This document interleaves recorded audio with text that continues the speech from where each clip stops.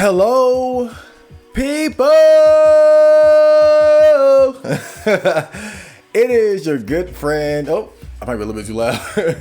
It is your good friend, Chad Marco, here yet again with another episode of the Botcast. What is this? Episode 38. And today's episode is called Drill Music. But, this episode is kind of a celebration of the last album that I put out, Drill Music, because I'm very proud of it in terms of the overall quality and just the way everything came together. And so this episode is going to be kind of like an episode I did a while back where I was just talking about Robot Music 9002. So this episode, we're going to be going over every track in Drill Music, and I'm going to go into like my inspiration behind it, the purpose behind it, and trying to break down some of the lyrics and the references that I made, because I might have made like some anime references that could have gone over somebody's head or something like that. So, this episode is pretty much just a celebration of the Drill Music album that I put out over about 2 months ago or something like that. Because now you guys know I'm hard at work on Robot Music 9003, and so we're transitioning to a new era in terms of music for Chad Marco, myself. So with that being said, that's pretty much the main topic. We're gonna have news, TOD, comments, etc. And it's going to be a fantastic episode for you guys. I am glad to be here. It's been way too long. So, one thing that I wanted to talk about, because I've been going through some changes recently. And this year, I have been so focused. I have never been so focused and consistent in my life. And I mean that. I really truly mean that. I've never been this focused. And somebody noticed this, that back in January, right before the YouTube channel had went down, I was uploading like crazy. And that's when I started to notice a shift. You guys, anyone who's been following me for a long time, you guys know that I'm a person with a lot of talent. I'm a man of gifts and charisma, but I've also been very lazy about making the most of it. I mean, that's just the reality of it. And that's something that's always really haunted me, and in the back of my mind is the fact that I didn't have like the consistency and the work ethic to really get the most out of my gifts and my talent.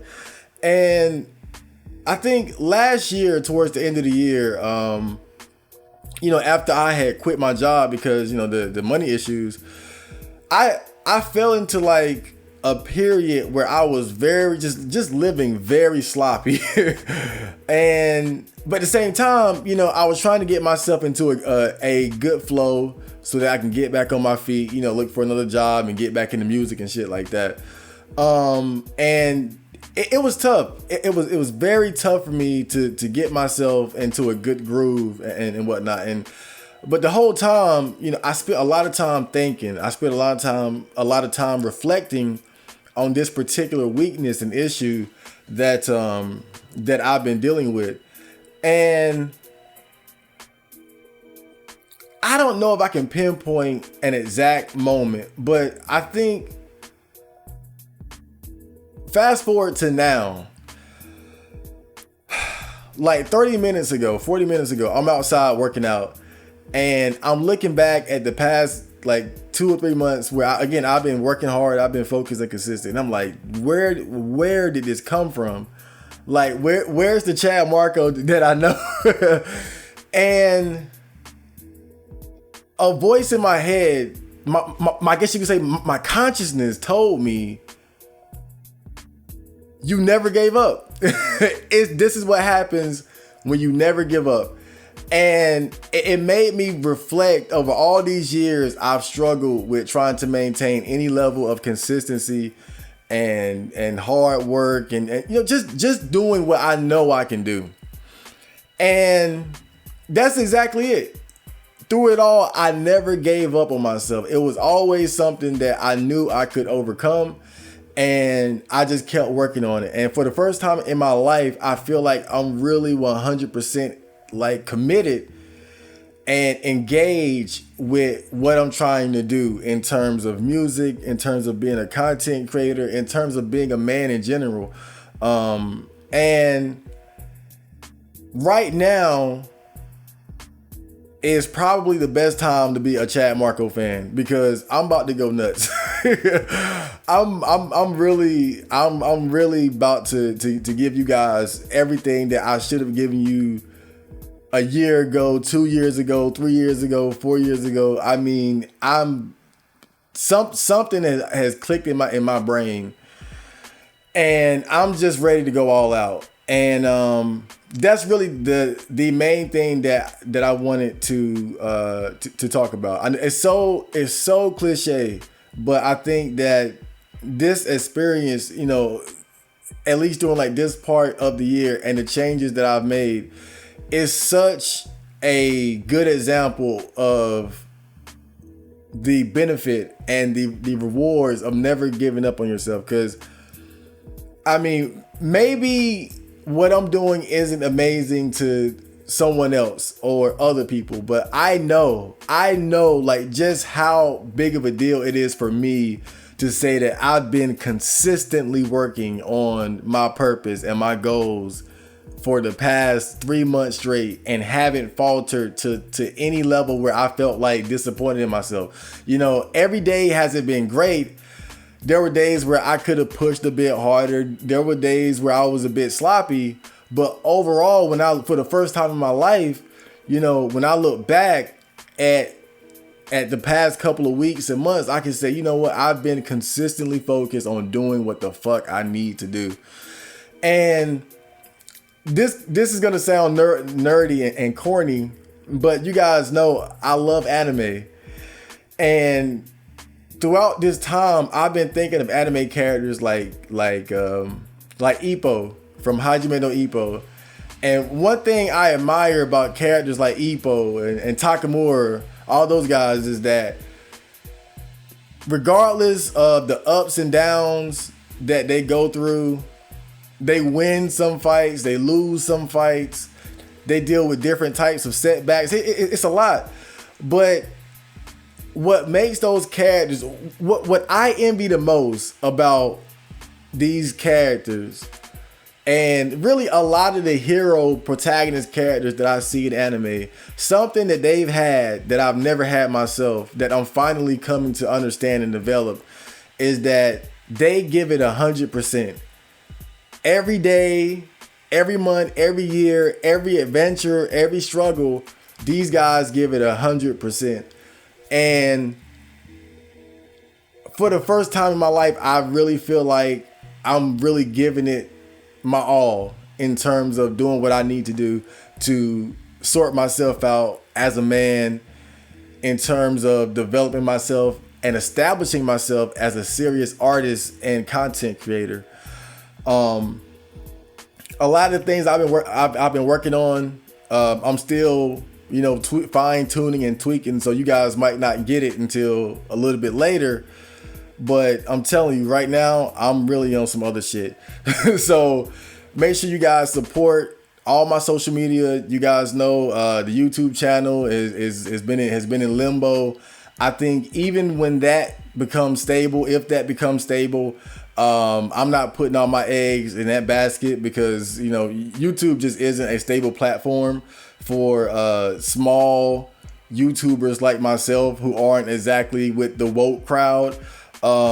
So make sure you guys keep up with me on my other social media. Like, I'm gonna be uploading everything on Rumble as a backup. I'm on Twitter. I'm on Instagram.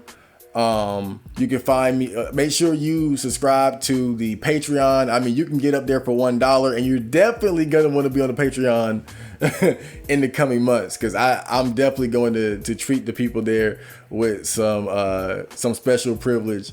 But don't you worry, I'm going to always be putting out good content for the whole gang. So just make sure you guys keep up with my social media. You can find me on SoundCloud. Most of my music is on most major streaming services, etc., etc. And if nothing else, just like the video, comment, share the video, tell your friends about me, post me on your favorite social media forums and whatnot, because Chad Marco is doing excellent things this year. And with that being said, next I'm going to get into the comments. So not the comments, I'm so focused. But next I'm going to get to the news. So stay tuned.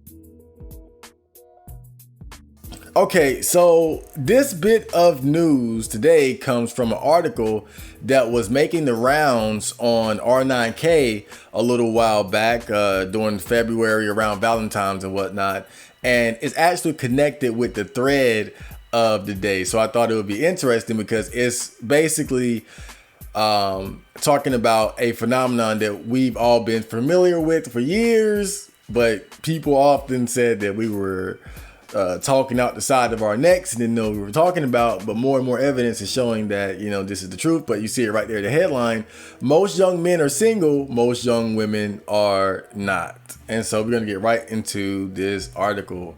So right here it says more than 60% of young men are single, nearly twice the rate of unattached young women, signaling a larger breakdown in the social, romantic, and sexual life of the American male. Men in their 20s are more likely than women in their 20s to be romantically uninvolved, sexually dormant, friendless, and lonely. They stand at the vanguard of an epidemic of declining marriage, sexuality, and relationships that afflicts all of young America.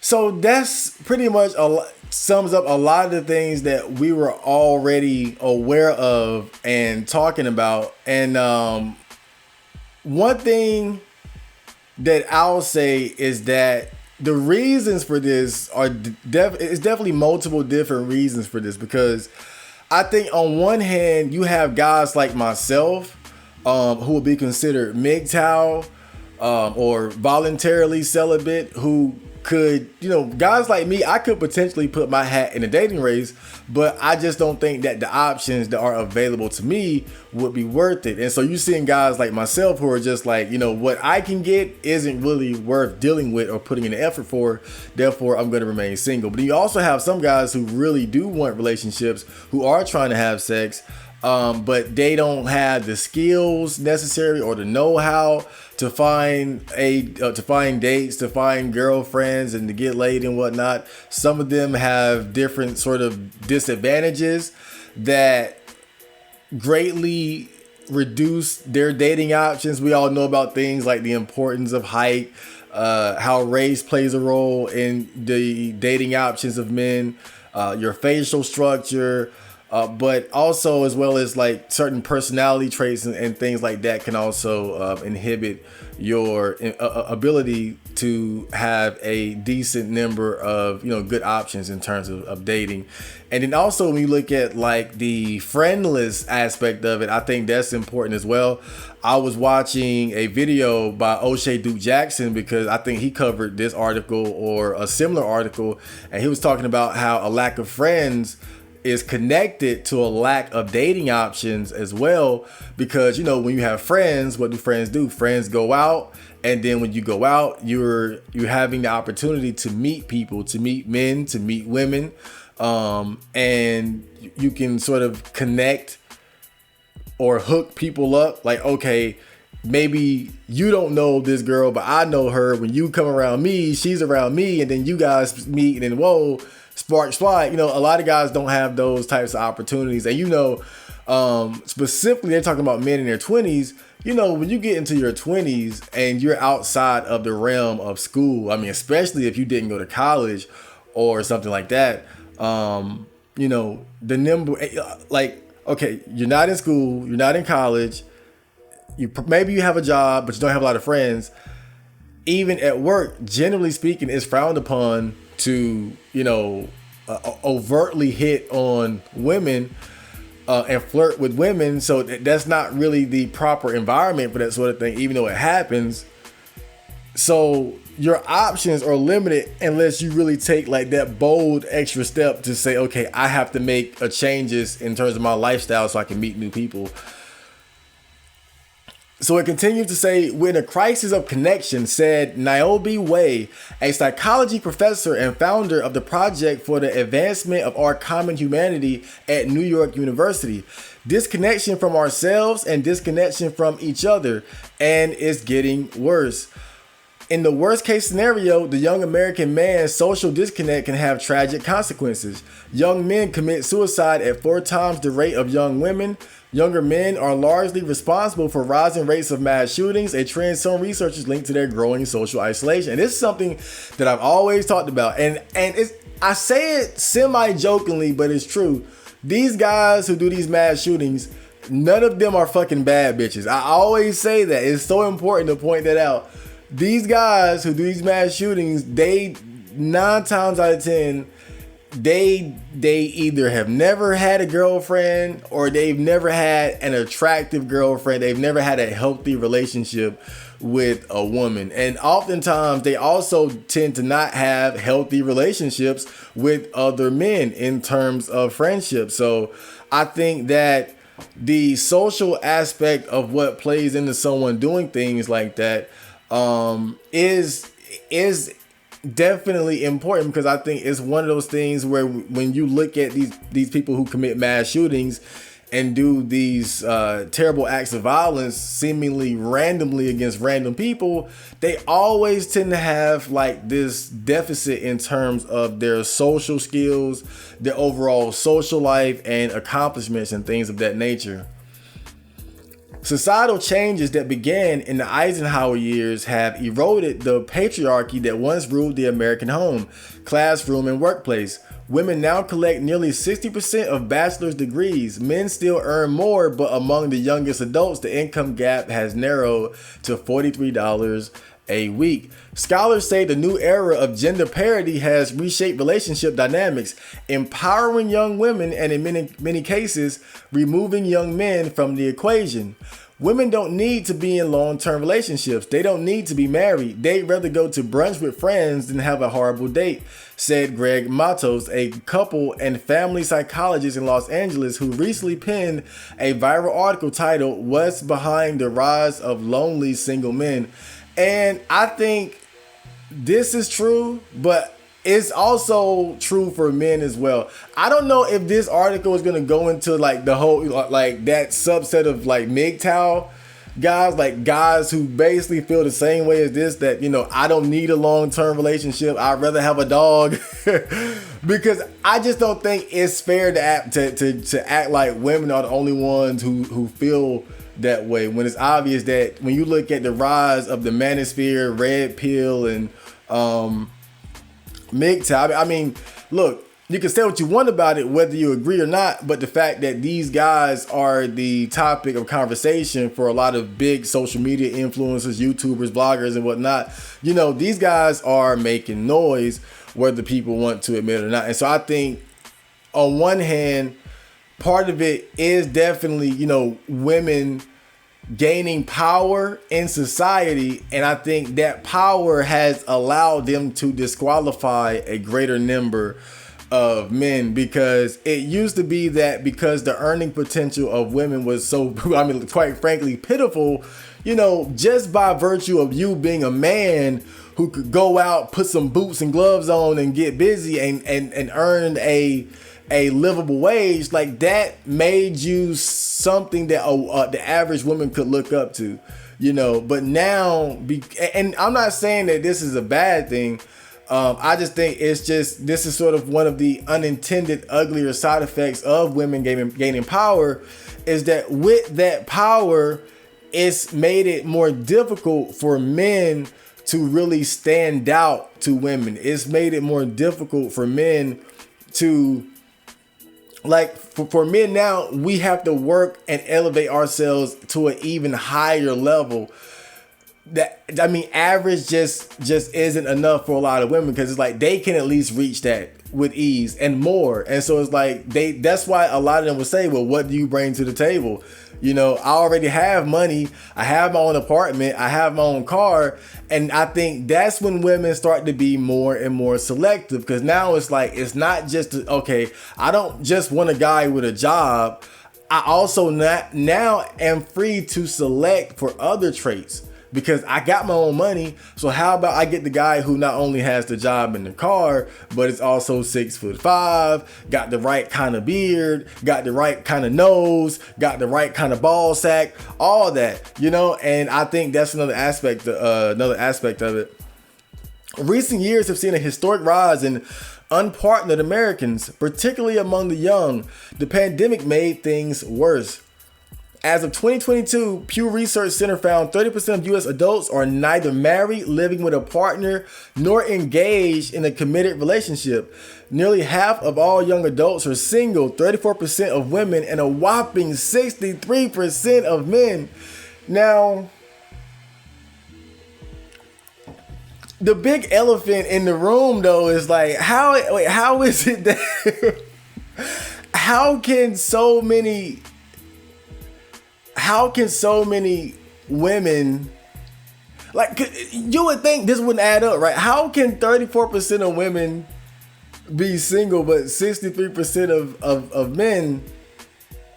And I think, and I'm not sure, but because I've read different forums so about this particular article, so I gotta do more research. But what people generally say is that men outnumber women, depending on the area of the globe, of course. But, and really, I wouldn't even doubt that, because one thing like this, and this is just one example, right? Look at how you have this issue of mass immigration. When you see these people from other countries pouring in, don't you notice that 70, 80, 90% of them are men? And this is something that's just consistently happening throughout the year, especially in first world countries, just people pouring in. And the majority of them are adult age men.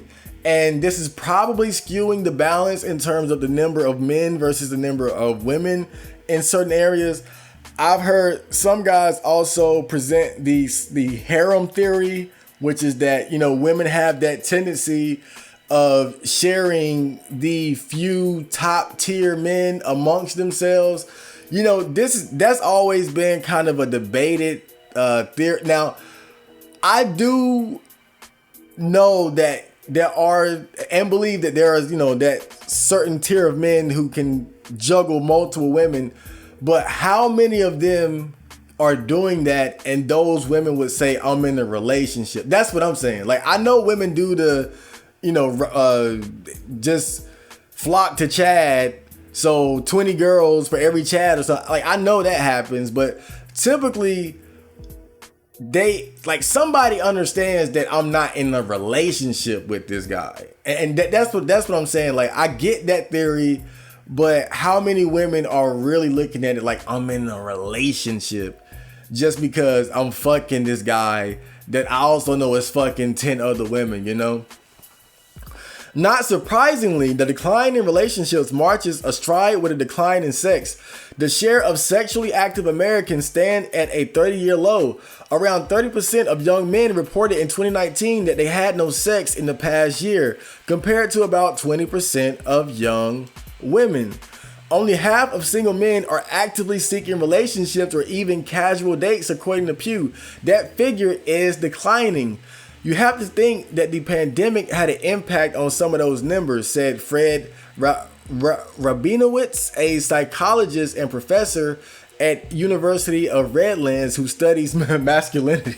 I don't know, that's kind of funny to me. Young men are watching a lot of social media. They're watching a lot of porn, and I think they're getting a lot of their needs met without having to go out, and I think that's starting to be a habit. Now, see, I know that for sure, that I've always been able to satisfy my sexual cravings with masturbation and pornography. I'm not ashamed of it. I will boldly tell anyone that's how I've always dealt with my sex drive. It works. I remember, and maybe this is like too much information, TMI, but a few weeks ago, I was masturbating to some hentai. And I mean, this was some good shit. Like the art, the story was, one of those fucked up like train rape stories. I'm not, but anyway, Shikon, hentai, and I mean, I'm in another zone because I'm just impressed. I mean, I'm having a blast sitting here reading this story and masturbating and shit. And I had a moment of clarity, right? I had a moment of clarity where I was sitting there like, yo, this shit is fun. People always attach like this sadness and patheticness to porn. I was like, yo, I'm really having fun here, like with this hentai shit. I was having a blast because I mean, this wasn't like a quick fap. This wasn't like some sloppy fap. This was I set up and got ready for this shit and sat down and read the Doge and I'm really into it. Like I'm fapping the right way nowadays. And I was like, yo, like this shit is cool. Like I'm good. Fuck these bitches. And I do think that pornography, social media in terms, and social media can mean a lot because you have some guys, they go on Twitch and they sit in the chat rooms of these girls and, the back and forth they might have with them, in a way that's satisfying an urge, instead of going out and trying to talk to a girl, I'll go look at girls play Resident Evil 1 on Twitch. That's what I do. and maybe you're a guy who's into like ASMR stuff, whatever the case may be. There are a lot of options, not just pornography, in terms of like scratching the itch. And if you want to have some sort of interaction with a girl, or maybe you just want to see a girl do some sexy things. Even seasoned researchers struggle to fully account for the relationship gap between young women and men. If single young men outnumber single young women nearly 2-1, then who are all the young women dating? Some of them are dating each other. 1/5 of Generation Z identifies as queer, and research suggests bisexual women make up a large share of the young adult queer community. So that's an option right there too. Young women are also dating and marrying slightly older men, carrying on a tradition that stretches back more than a century. The average age at first marriage is around 30 for men, 28 for women, according to census figures. And it's so funny because we have these debates about age gap relationships, but it's just like I said in that video that I made. For every man that's dating a younger woman, there is a younger adult woman who made a decision to be with that older man. Whether people want to acknowledge it or not, a lot of women just have an attraction to older men because older men typically are going to be more established. They're going to be more mature. And their whole energy and aura is just going to be more advanced than men of that woman's age. Every now and then I'll watch the Pineapple Show, which is like a speed dating show, primarily for like young black people, hosted by Melly Monaco on YouTube. And one thing I noticed about most of the girls up there is that they want to date an older guy. And it's like for them, it's a deal breaker. Like if the guy is even a year younger than them, it's a deal breaker. Almost as bad as if that guy was shorter than them or something like that. And it's not like, let's say for example, the girl is 25, right? It's not like she's demanding the guy be like 35 or something. But Melly would get specific and she'll say, well, what's your age, your age range? And typically they would like, again, let's say she's 25. They'll say something like, I want like the guy to be either my age, 25, or up to about 35. And the point there is that these girls are oftentimes basically saying that they're willing to date a man that's 5, 7, 8, 10 years older than them. easily. And I think when I see stuff like that, it's clear that a lot of women just do have a point blank period attraction for older men. And so I think that a lot of the guys who are struggling in dating are obviously going to be in their 20s. And part of their struggles is because they're not only competing with their fellow peers, but they're also competing with men that the women their age view as being more attractive, because these men are more established and more mature, and just typically with age as a man, if you make the right decisions in life, as you get older and older, the masculine energy that you give off is going to become more and more intense and noticeable and vibrant as you age. And, that's going to give you an advantage when it comes to attracting women. Heterosexual women are getting more choosy. Women don't want to marry down to form a long-term relationship to a man with less education and earnings than herself, said Ronald Levant, professor emeritus of psychology at the University of Akron and author of several books on masculinity. In previous generations, young women entered adulthood in a society that expected them to find a financially stable man who would support them through decades of marriage and motherhood. Over the 1950s and 60s, that pattern gradually broke down, and today it is all but gone. Women are tiring of their stereotypical role as full-time therapists for emotionally distant men. They want a partner who is emotionally open and empathetic, the opposite of the age-old masculine ideal. Today in America, women expect more from men, Levant said, and unfortunately, so many men don't have more to give. Now, I feel like they're focusing on a lesser aspect of what women are looking for. This idea, I don't buy into it. I could be wrong, but I don't buy into the idea that the issue with women is that they want men who are emotionally open. And I don't think that's it. That's the politically correct answer, if you ask me. I think that the things that are attracting the attention of women, or the things that women are looking for that men are lacking in, is quite frankly, and it's different things, but I think the genetic aspect of it is big. When you look at how choosy women are in terms of like a man's physical appearance, that's a big aspect of it.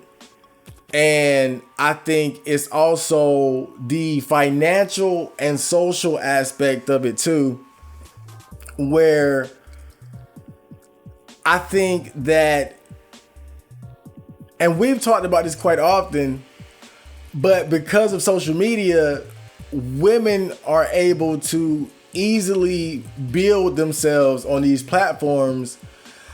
And then as the likes come in and the followers grow and their social media presence becomes bigger and bigger, I think that they start to try to look for guys who are on that level as well. I do think that in a weird way, because again, you can look at the financial aspect of it, you can look at the genetic aspect of it, and I think these are important. But I also think there's this new thing that's also becoming a factor, and I think is how much you have going on social media, because a lot of young women, they love social media.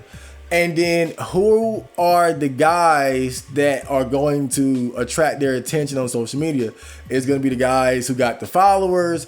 It's going to be the guys who know how to sell themselves on social media, guys posting themselves with stacks of money and inside of nice cars, traveling and things like that. And you have to understand, this is what women have access to. While women are on social media, they see these guys who are showing off these lavish lifestyles. And some of these guys are easily accessible to them. And so they're looking at them, and then they're looking at you in real life, and you just don't really measure up. In real life, you can't measure up to, if some girl is scrolling through Instagram or whatever, and she comes across like a YouTuber like Steph is Cold, And I'm sure whatever social media he got, he probably flaunting a lot of cool shit. You know, how does an average guy that she works with in the grocery store compete with that? You know, and I think that's one thing that a lot of people gotta understand too. I think the social media aspect of it is big too, where women just have access to these guys who are living lavish lifestyles, and the average guys who can't afford that or aren't living like that aren't really on their radar. The same emotional deficits that hurt men in the dating pool also hamper them in forming meaningful relationships. 15% of men report having no close friendships, a five-fold increase from 1990, according to research by the Survey Center on American Life. Men are less naturally relational than women, said Richard Reeves, a senior fellow at the Brookings Institution, whose new book of Boys and Men has drawn wide praise. Reeves points to a recent Saturday Night Live sketch that reimagined the neighborhood dog park as a man park, poking fun at the reliance of men on women to do the emotional lifting for them. I swear, like, stuff like that is so corny to me. Maybe I'm having a misogynistic moment, but I just feel like this whole, like, men can't into emotions. I don't know exactly how true that is. But anyway, social circles have been shrinking for men and women, especially since the pandemic, but men struggle more. 30 years ago, 55% of men reported having 6 or more close friends. By 2021, that share had slipped to 27%. Yeah, I know me myself, when I was in, let me think. When I was in my early 20s, I was never a super social person, but I definitely had a bigger social circle when I was in my early 20s. And what I noticed is that just over time, people just kind of grew apart. You know, I lost some friends because they got into more serious relationships with women. I lost some friends because, you know, I really just had to cut them off because they were negative people or disrespectful or something like that. And sometimes we just kind of grew apart naturally where, you know, people start working and driving and this and that. And, you know, you don't have the time to hang out in Chad Marco's mom's laundry room to make bad hip hop music anymore, you know? And I think, like, at this point at 30, if I'm being completely honest, I only really have one real life friend that I could, like, call up. And even with him, he's, I would say, damn near completely unreliable because, you know, he's fully committed in a, I'll just leave it at whirlwind relationship. So, you know, at this point in my life, you know, most of my interactions are with my fans or people on social media. I don't really have real life friends anymore. I still got, you know, my immediate family, but typically speaking, they don't count for the type of friends that we're talking about. Now, this doesn't really bother me. I'm just pointing out the facts. And I think just the way life is in general, people just tend to grow apart. I think if, in terms of this particular issue for young men, I think we have to make a more concentrated effort as far as putting ourselves in places where we can interact with and socialize with other people. I know even myself, again, I'm a homebody. I'm introverted, so it doesn't bother me.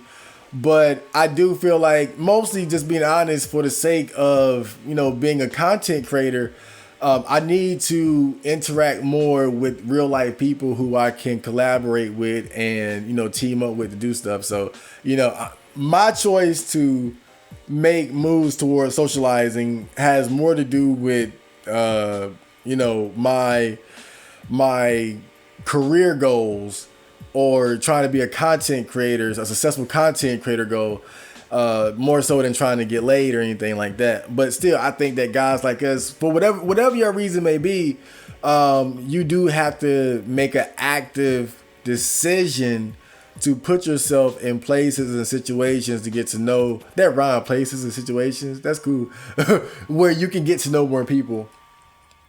And I think for women, these things just come more easily. Women form friendships with each other that are emotionally intimate, whereas men do not, Levant said. Young women may not be dating, but they have girlfriends they spend time with and gain emotional support from.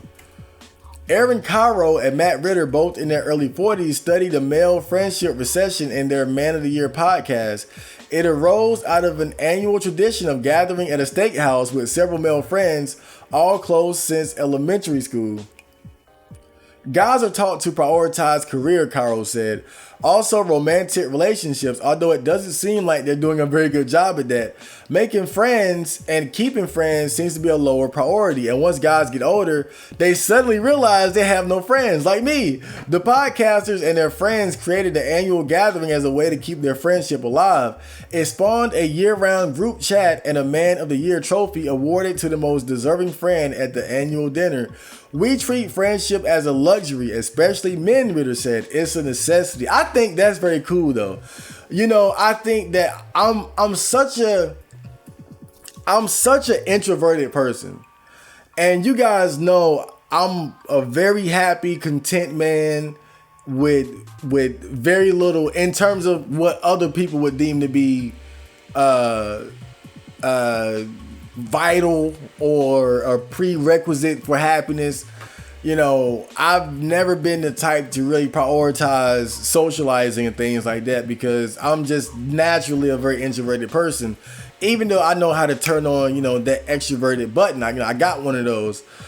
But I think that unfortunately, in a sense, I've become too complacent because I could still benefit by making an active effort to socialize more. And of course, not just for the sake of getting laid, but just for the sake of having a social network that I can depend on for certain things, that I can call on. Because it you know, if you have a good team, if you have a good social network, you can definitely use it to your advantage, and you can be of help to the people in your social circle as well. And so that's definitely one of the goals that I have for this year is to, you know, right now I've been just focused on content creation and trying to find a job. But once I get those things squared away, I definitely plan on making a more active effort to socialize more for the sake of, you know, building up my maybe building a team of sorts, or at least a network of people that I can work with for the sake of content creation. But I gotta be honest, you know, my motives are more so for the content creation aspect of it, not necessarily not saying that I'm just trying to use motherfuckers. But again, I think that the high level of contentness that I've had being by myself has kind of made me neglect possibilities that I could benefit from in terms of you know, forming relationships and friendships with people. And so that's definitely something that I plan on doing. But, you know, I think for everyone listening to this or reading this article, especially as men, see what you can take out of it in terms of, you know, taking stock of where you are socially. Like I just said, I want to grow my social network and social circle for the sake of connecting with other people who are like-minded in terms of being content creators, music, making videos and things like that. That's really my motive. Excuse me. But maybe your motive is to find a girlfriend, or maybe your motive is just to find people to hang out with, to play Super Smash Brothers with, whatever the case may be. But again, I think that, again, reading this article or whatever, you know, just take a moment, take inventory and stock of your social circle and network, and just think of, you know, is there any adjustments you think that you could possibly make to it in terms of growing it, cutting away at it, because sometimes that's necessary too. And And yeah, just try to figure that out, because that's definitely something that I'm going to take into serious consideration once I get some other things, some of the other wheels in my life turning appropriately. So I hope you guys enjoyed that bit of news. And next we're gonna have the main topic where we explore Drillu music. I'll be right back.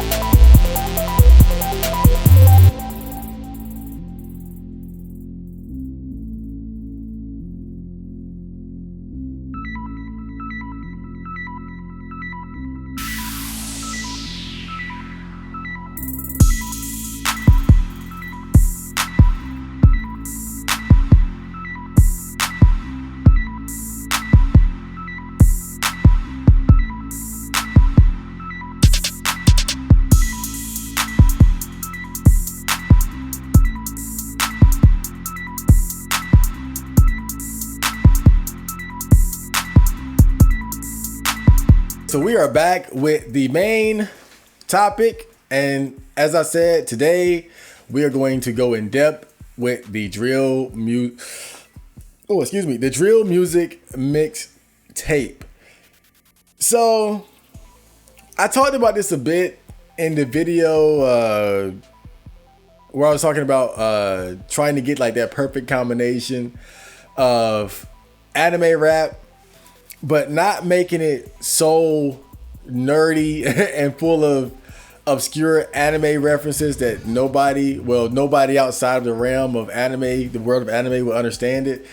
And that's why I'm really so proud of the finished product in terms of drill music, because I think that even though it's heavily inspired by anime and video games and whatnot, and it has a lot of those references, I think that I found that perfect mix and blend between the world of anime and the more like traditional kind of sounds in terms of like current rap and hip hop nowadays.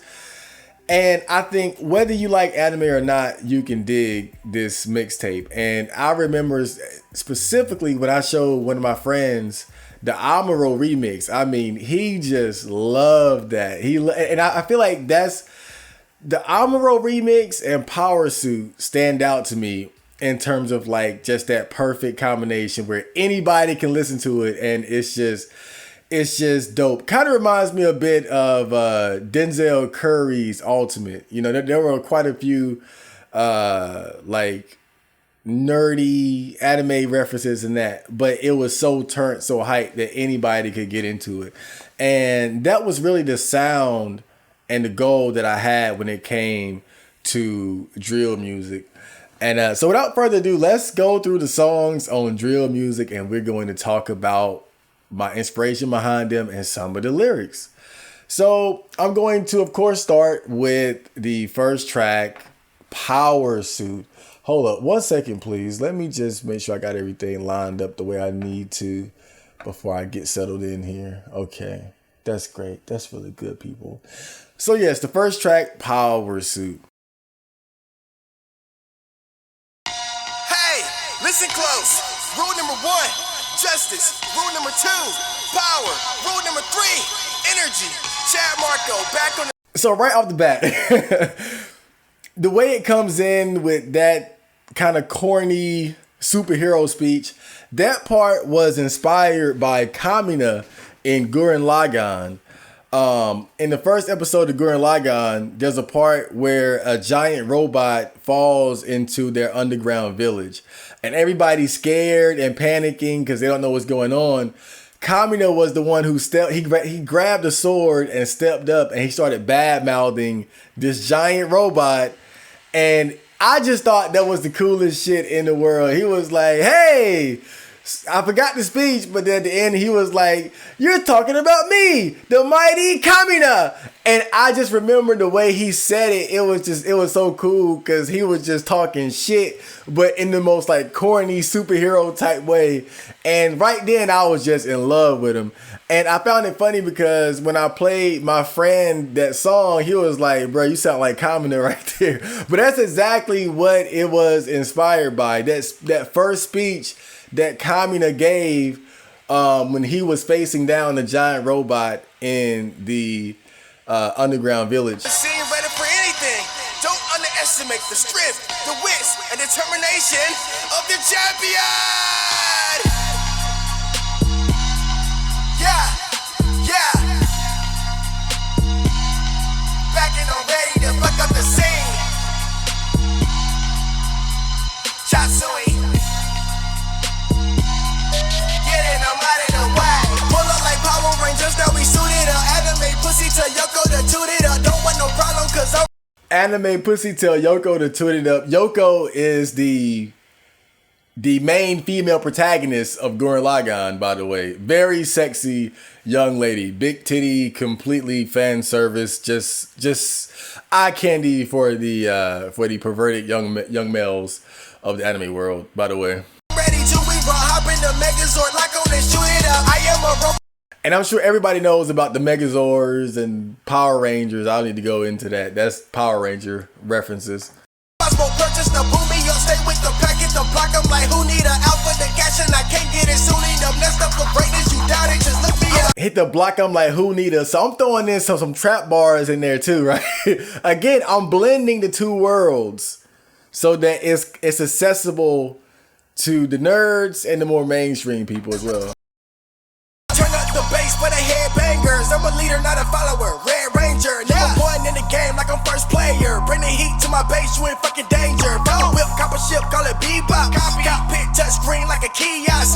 One blast on your pants and the knee socks. 13, I was lurking with a slingshot. Feel like a Reaver, I'm taking they soul. No fuck Soul Reaver, Raziel, obvious. with soda, I'm breaking that wall. Gotta stay ready, they out of control. Calling me Keelik, I stay with the pole. Calling me Keelik, I stay with the pole. Keelik is one of the characters from Soul Calibur.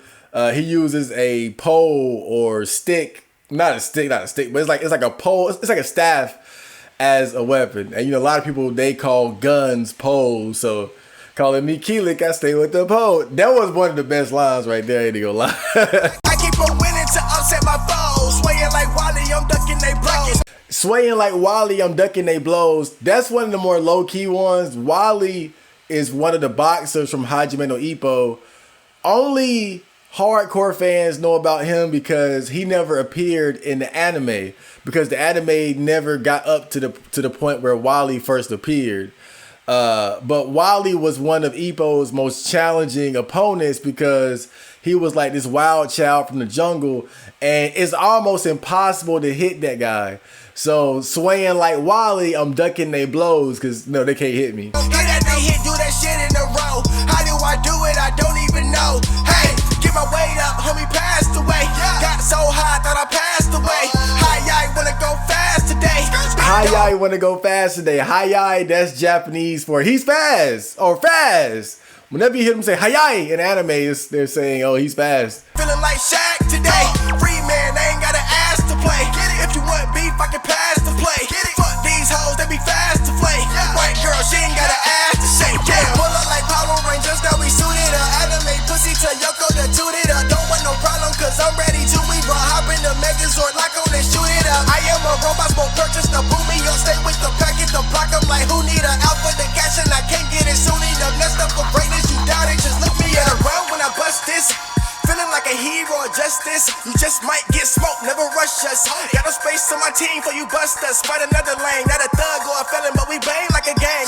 Young party sin. Not a thug or a felon, but we bang like a gang. That line is important to me because I've never been one to try to make it seem like it's cool to be like a gang banger or thug or gangster type person. And a lot of the bars on this album it's kind of violent. I'm talking about using giant robots to flatten people and blowing shit up, but it's all in the name of justice and self-defense, righteous battles and whatnot. And it's not about just killing people indiscriminately. And I think that line was important for me. Not a thug or a felon, but we bang like a gang, basically saying, look, we're not criminals, but we will stand up for ourselves and we'll protect ourselves with these big ass poles. Trick, hey, but I'm saying too strong, up before it's too wild to the tame. Stepping in the mech, turn your crowd to a stain. I'm in ride like I'm climbing, trying to get them wet, so you slipping, I'm sliding. Snake in the grass in the box, you can hide it. Snake in the grass in a box you can hide in. That's a Metal Gear Solid reference because Solid Snake, he's known for using the box to hide from the enemies. Snake in the grass in a box you can hide in. I identify the snake. You can't. All right, this easy shit. Better watch your mouth and the hoes you can find it. Come back to you. I leveled up to my power to the maximum. No pain, never gain, that's the axiom. Get your best shot, but it don't affect me none. Motley, it don't matter what set we from. Bump your gums, I bet we come. Scrape y'all bitches, have you on the run. Bean got you feeling like you on the sun.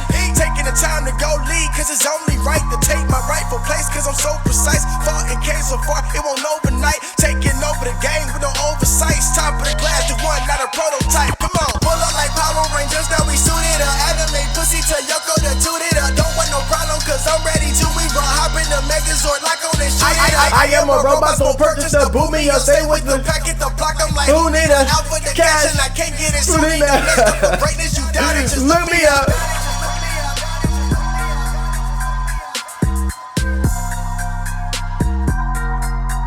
Power Suit definitely had one of the better instrumentals, one of the better beats on the mixtape. It's kind of crude, but I mean, it's a very hard hitting, bass heavy track, man. I mean, it was really, this song was a real joy for me to make. So the next one is Zaku. 10, 9, 8, 7, 6. In the cockpit, I'm ready to go. So, of course, Zaku is named after the mechs in Gundam. One of the most common enemy types in a lot of the Gundam series were either the Zakus or inspired after the Zaku. And like, generally speaking, the Zaku is the standard enemy model mobile suit. It's like the cannon fodder mech, if you will. But because it originated in the original Gundam, it's become somewhat iconic throughout the series. So you've seen different versions of the Zaku make appearances throughout the Gundam series, basically. And so it's basically referencing the iconic common cannon fodder enemy mobile suit model, the cute Zakus.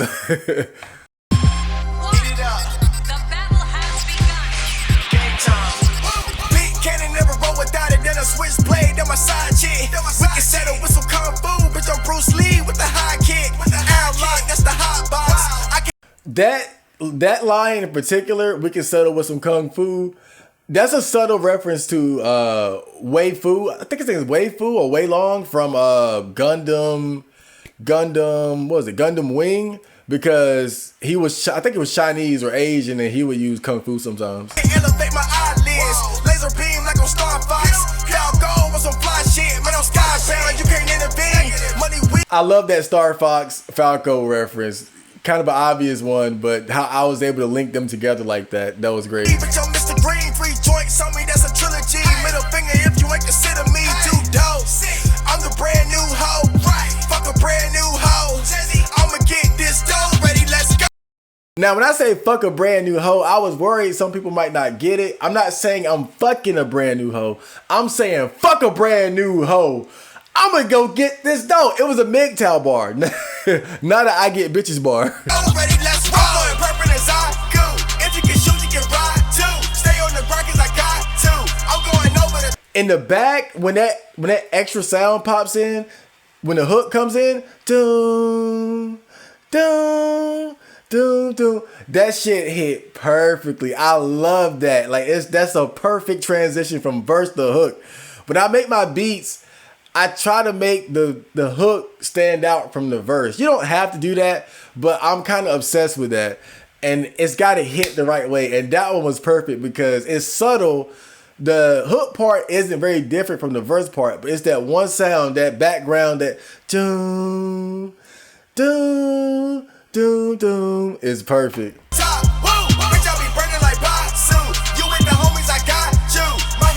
Over the Top that's a reference to another mech anime, by the way. I think Gunbuster.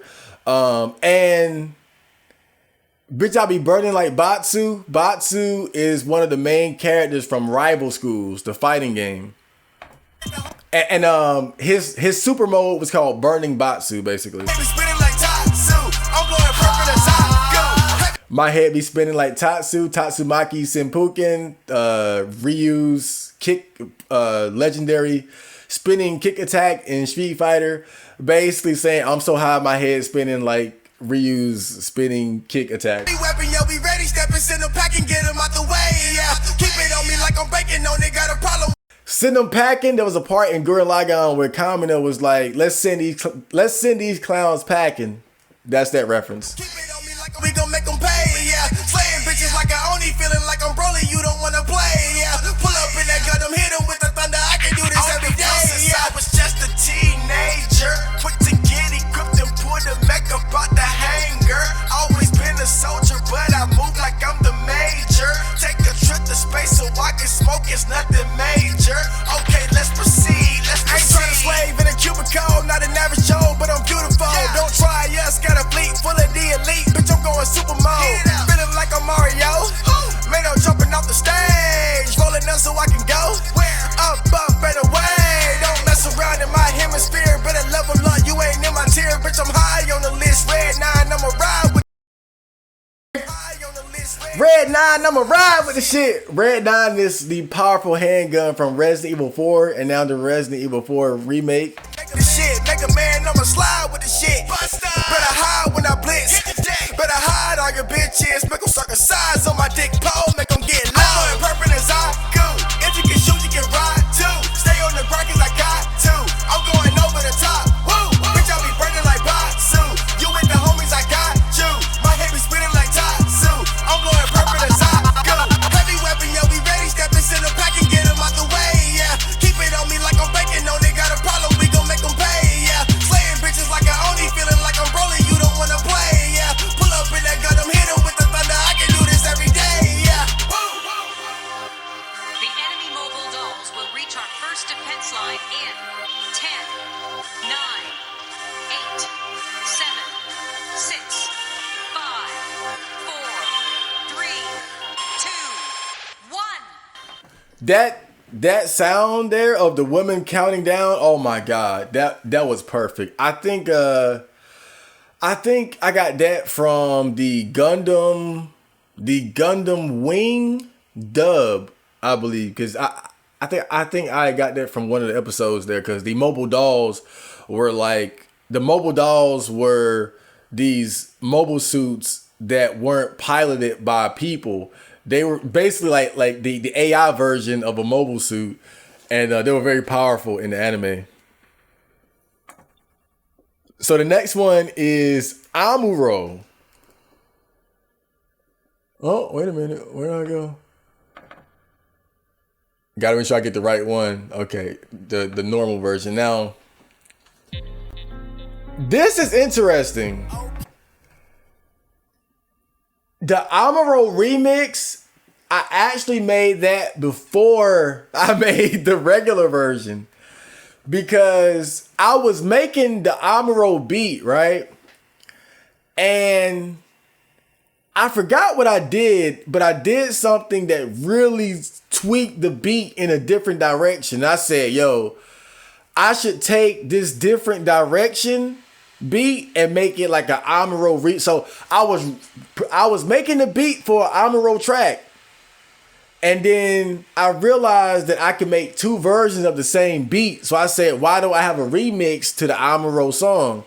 And so I was working on the Amuro remix beat, and it was coming, like the lyrics, everything was coming to me so fast that I ended up completing the remix before I made the original version. And in my opinion, the remix is easily better than the original.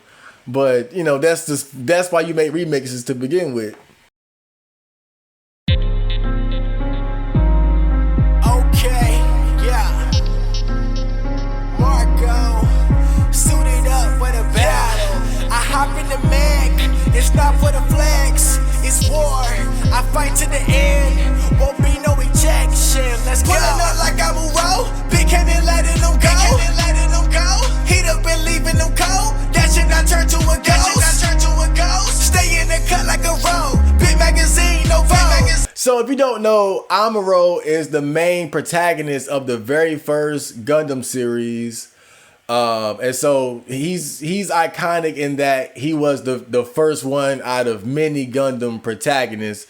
Amuro made several appearances in, I think he made some more appearances in a few other Gundam series. I believe Zeta Gundam and maybe another one. But I don't know exactly what his fate was ultimately after that. I gotta look more into like what happened to Amuro after like the main key events.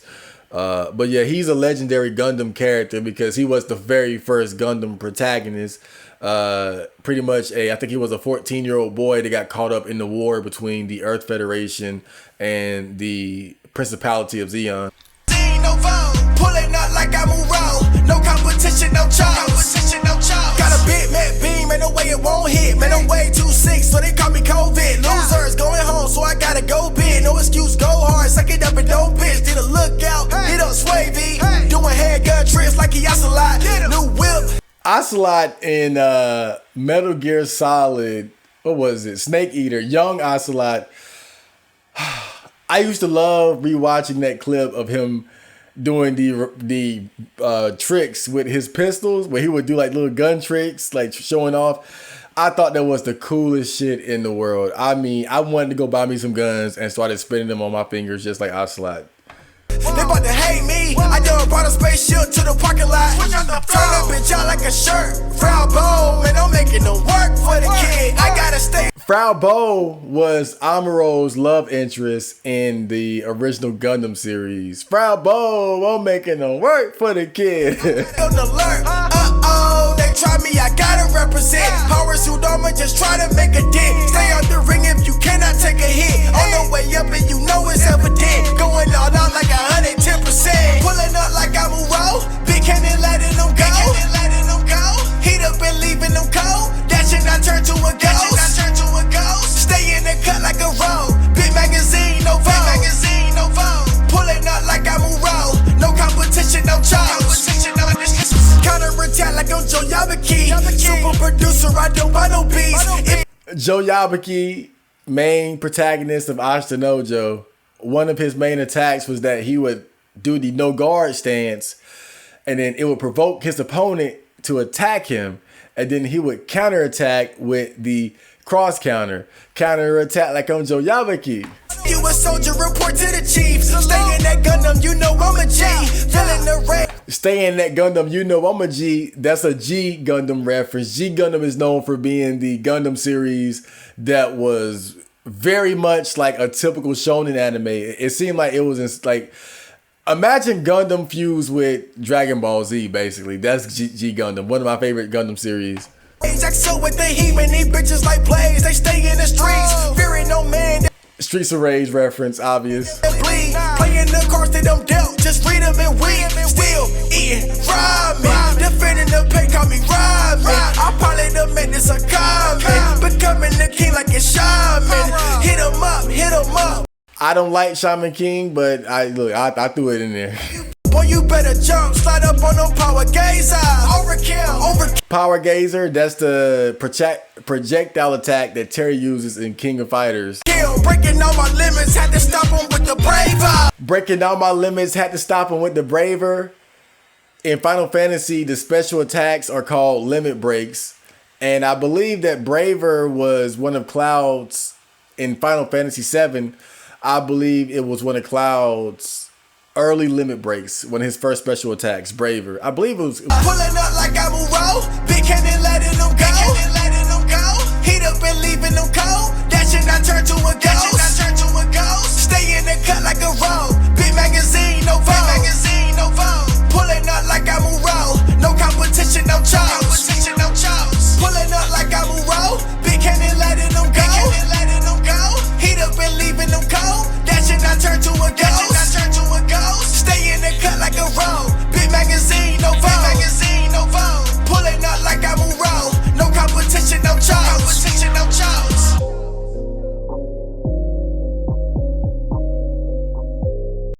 So really, the Amaro remix beat is just a remix of that beat.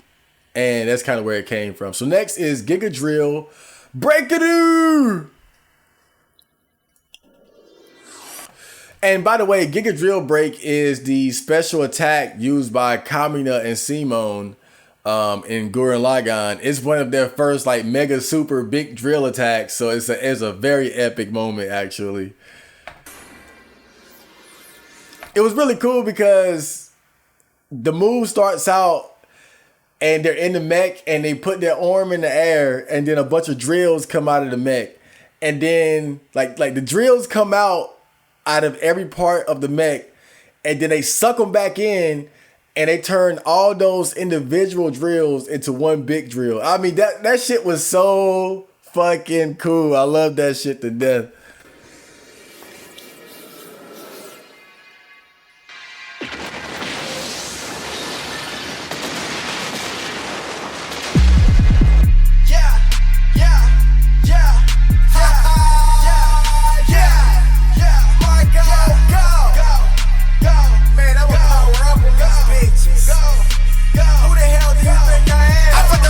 Who the hell do you think I am? Kamino would say that in Gurren Lagann.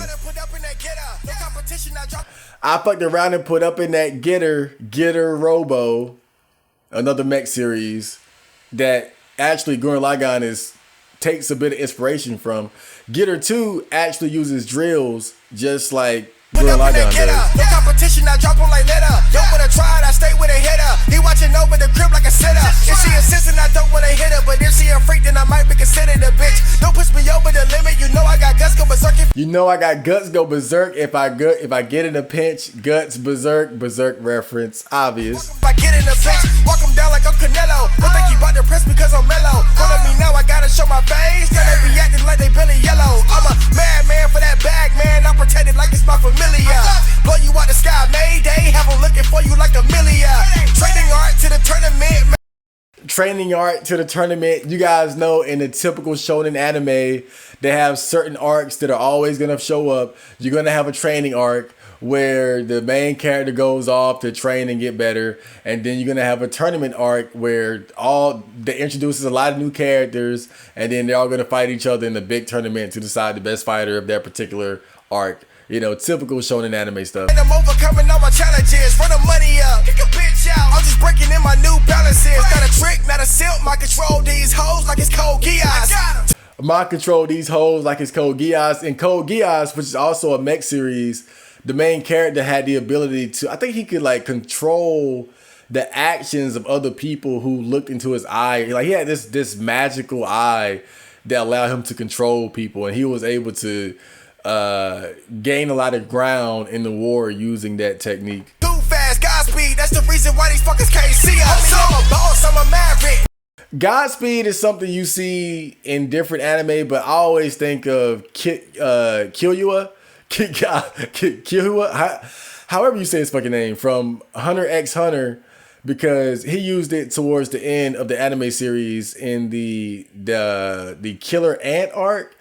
And he had like a Godspeed mode where he was going super fast. No, I got the sauce, gotta have it. Then my city turned me to a savage. Always going hard, just to have it. Take it to the max, never hold back. Packing on some muscle for the blowback. Mixing up the loud with the CBD. They be rolling spice. We don't smoke that. You know I'ma hit 'em with the flame. Run it up. All this power can't contain. Spice bingle when I bang. But I'm vicious with the blade. I'ma hit 'em with. That's the obvious one.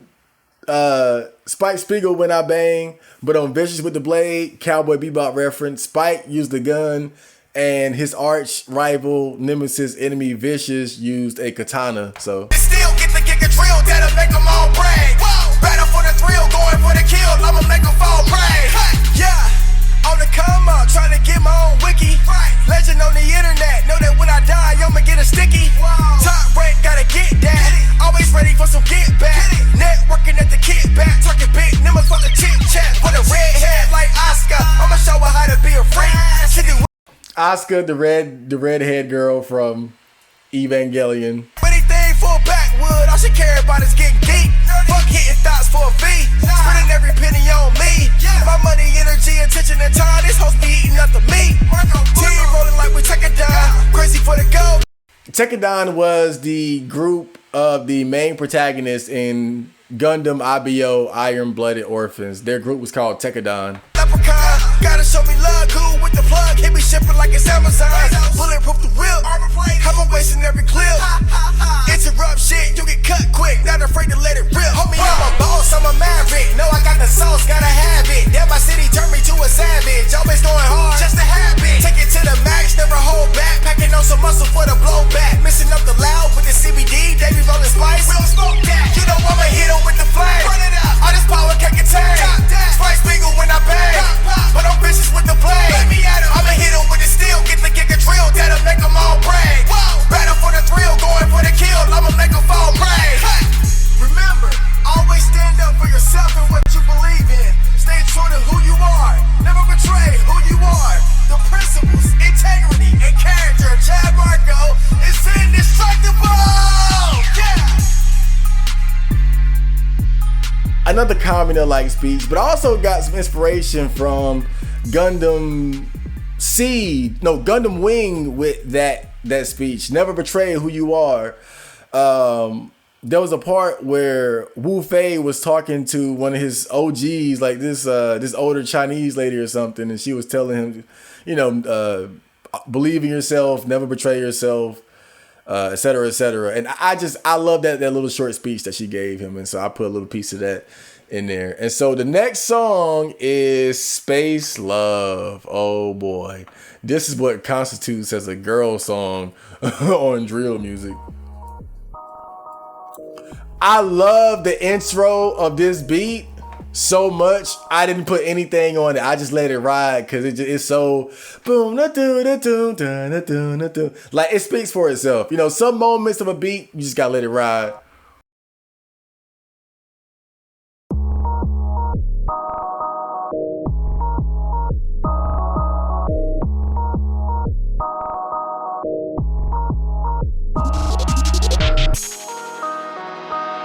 Space out. Going and going and going away. Build me a ship on the low. Hit it with fire, we ready to go. Rapper, no rapper, cause space is so cold. Don't use no map, no, we follow the soul. We follow the soul. In the cockpit, got a lot of room, you can hop in. Hit up enemy, we can drop in. Let's go take a trip in the rocket. You gon' love this shit. Only chill, never toxic. Sorry I was gone, I was locked in. I gotta get this paper steady copping. Don't worry when I take off, you can hop in. You gon' love this shit. Countdown, lift off with the energy. Weight heavy as fuck, but never could hinder me. This must be a sample of divinity. Bass echo through space into infinity. With the stars, I'm a shooter. No thoughts, baby, yeah, I'm zenning like the Buddha. Space bounty hunter, I'ma snatch him for the moolah. In the mirror, approach and knock him out, David Tua is actually kind of a lesser known heavyweight fighter from the 90s. He was popular then, but he never quite lived up to his full potential, people believe. So he's kind of forgotten at this point. But yeah, he was knocking fools out.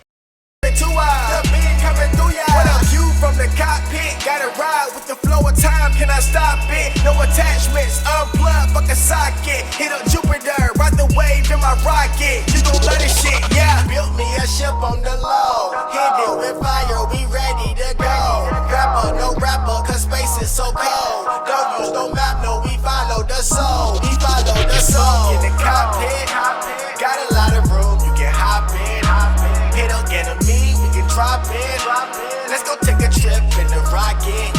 this shit. Only chill, never toxic. Sorry I was gone, I was locked in. I gotta get this paper steady copping. Don't worry when I take off, you can hop in. You gon' let it shit. I thought this would be a good song to put in the middle of the mixtape between all the hype. I'm hopping in the Gundam, blowing up the planet. Right? I thought it would be perfect to put it right there. So that's why I had it at that location. So next we have Aniki. Somebody asked, what does Aniki mean? Aniki is Japanese. It's a Japanese term for bro. So it's basically like when we say, hey, what's up, bro? Aniki is basically saying that Aniki means bro. It's a term of friendship, really. Like not quite someone who's literally your family, but a friend who you would consider a brother. And so the concept, in fact, the first time I heard Aniki, I think was, maybe it was Gurren Lagann, but I watched the dub first, so they were calling each other bro. But Simone and Kamina, they consider each other Aniki. They weren't blood brothers, but they were such close friends that they consider each other brothers.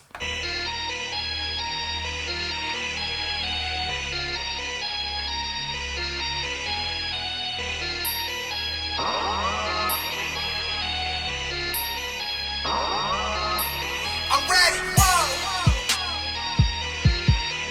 Okay. Marco, back in the cop. Whoa. I got it. Yeah. Fire. Ride for my bro, die for the code, kill for my Aniki. Yeah. Slide on my bones, let me get control. Bro, be passing me the key. Whoa. Bro be passing me the key. That's based on the fact that early on, Kamina and Simone, they shared Gurren Lagann together. So it's kind of like, you got it, or I got it. Typically, one of the two will take the lead in the battles. But that's what I mean when I say bro be passing me the key, because they were sharing Gurren Lagann, because when they combined, it became a much powerful robot. Ready for the war, you don't wanna go. I've been cruising with the fleet. Bitch, I told you we elite. Riding with my Aniki. Ride for my bro, die for the code, kill for my Aniki. Slide on my bones, let me get control. Bro, be passing me the key. Ready for the war, you don't wanna go. I've been cruising with the fleet. Bitch, I told you we elite. Riding with my Aniki. You know what they say about two heads. Pull up in the madness on two legs. Not giving a damn what you said. Ain't chasing no hope, pursue bread. Don't trigger me, plot the gun. Ha! Pump fake the gunblade. Squall had the gunblade in Final Fantasy VIII. That's a Final Fantasy reference. Blade, but to shoot.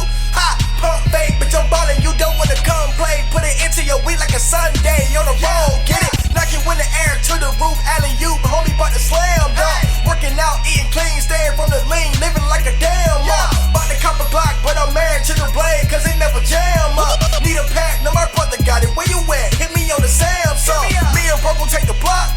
Hit this shit like double dragon. Rolling up and bout to rock. Spraying shit and name tagging. Get in my way, you would not.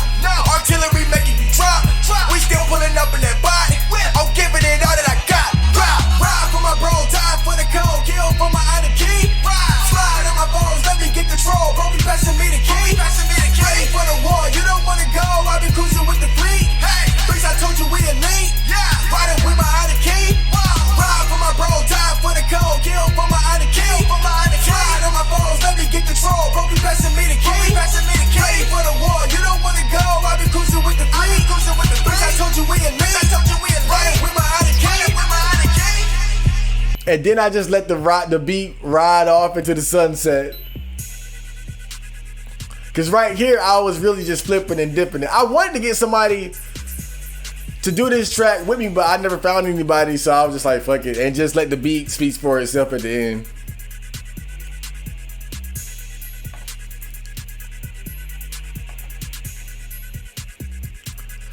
So the next one is Pull the Ripcord. So Pull the Ripcord is inspired by the Chainsaw Man anime. If anybody who's wondering, the sound effect that I use, like the maniacal like sound, that comes from Nightmare Creatures too. A lesser known survival horror game. And that's me saying I did a good job with that shit. That was some good horror acting.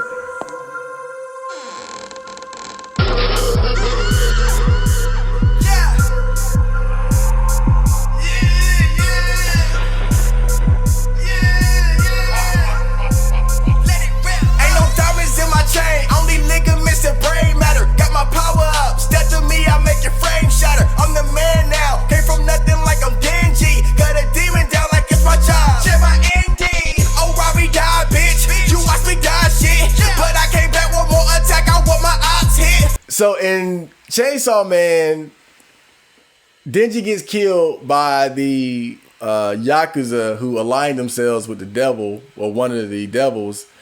And so you watch me die shit, but I came back one more attack, I want my ops hit. That's describing how he got killed but came back to kill his killers.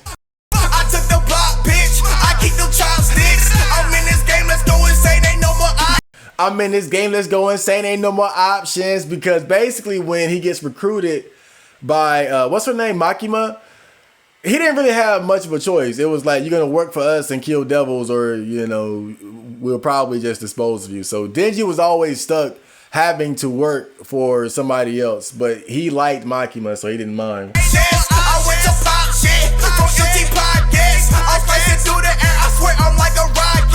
My crew's so toxic, but then we locked in. The devil's got a gun, I told that pussy cockhead. I told that pussy cockhead, because the gun devil is apparently the big bad devil that everybody's afraid of. The devil's got a gun, I told that pussy cockhead. It's my turn, let me tear it up. Put a rip cord, I'ma tear it up. Bring your hitters out, we don't give a fuck. Rolling with them devils, we ain't scared of nothing. It's my turn, let me tear it up. Put a rip cord, I'ma tear it up. Bring your hitters out, we don't give a fuck. Rolling with them devils, we ain't scared of nothing. Cut through the peons, head straight for the capo. Razors, katanas, my hands fuck the ammo. Slick with the bow, pull that string like a banjo. Bitch, I'm a beast, this the life that I chose.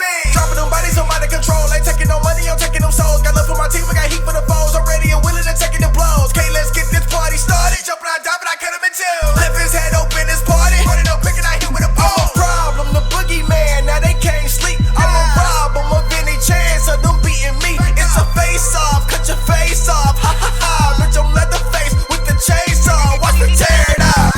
It's my turn, let me tear it up. Put a rip cord, I'ma tear it up. Bring it.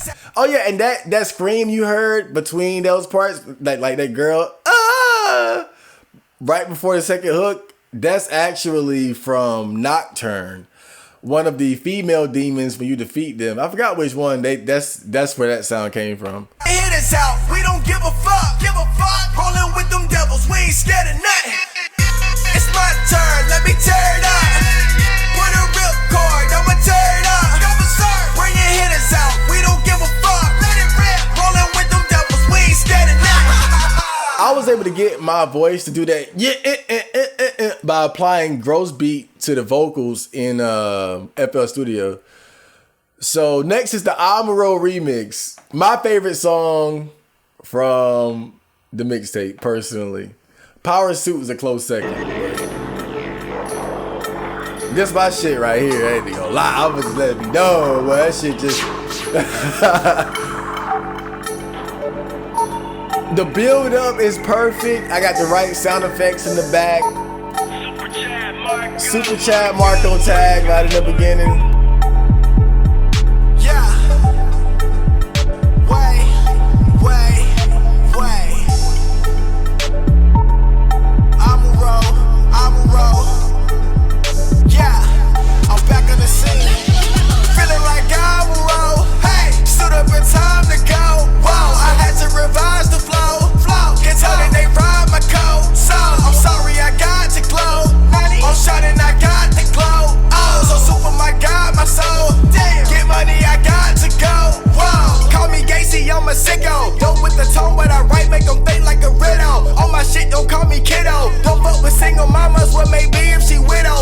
That single mom bar, I had to throw that in there. I feel like not enough rappers call out single mamas.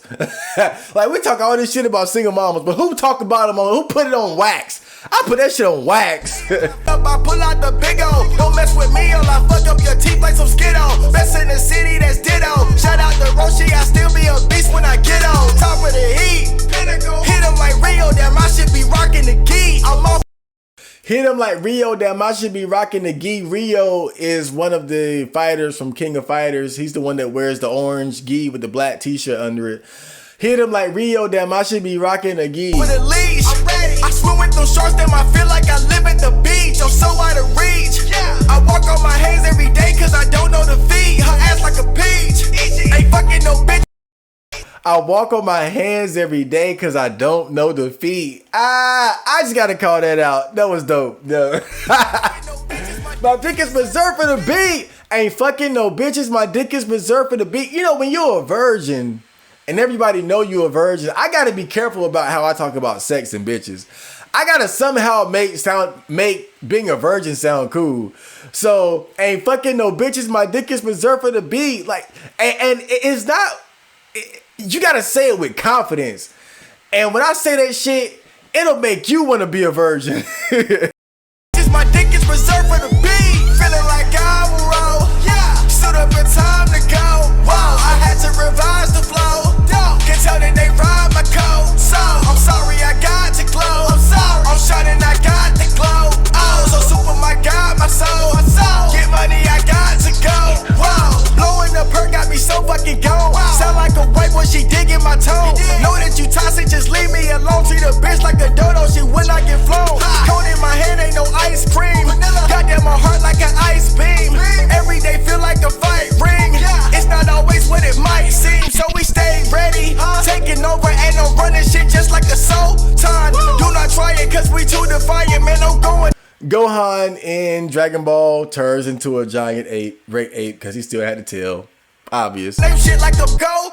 I don't spit, I'm shooting blow darts. Whip the Gundam like a go-kart. Never subtle, I just uppercut him. Always winning, you can check the flow chart. Feeling like I'm a roll. Hey, stood up in time to go. Wow, I had to revise the flow. Can tell that they ride my coat. So I'm sorry I got to glow. I'm shining, I got the glow. Oh, so super, my God, my soul. Get money, I got to go. Wow, Marco the battler, blasting like Gallagher. Die for the cause, I'm defending the base. Stack it, don't count it up. Gatling gun mounted, I'm talking shit. I put the beam through your face. Ready to rock and roll, know that I gotta go. Just got the mechanic, come with the drone. Feeling like I'm a roll, this not a minor role. Take out the enemy quick, then I'm gone. Yeah, mission complete. Super chat, Mark, go. Whoa, yeah. Johnny. The way I dropped that Johnny, oh my god. Oh boy, not many could have pulled that one off. I'm gonna just keep it a buck. Satellites.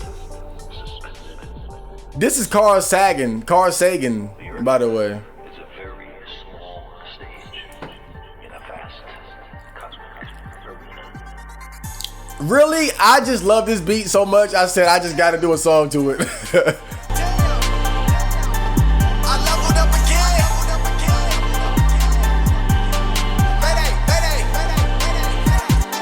We riding around them satellites. Them satellites are blowing up and I'm back alive. And I'm magnified. They pull up on us, we had to fight.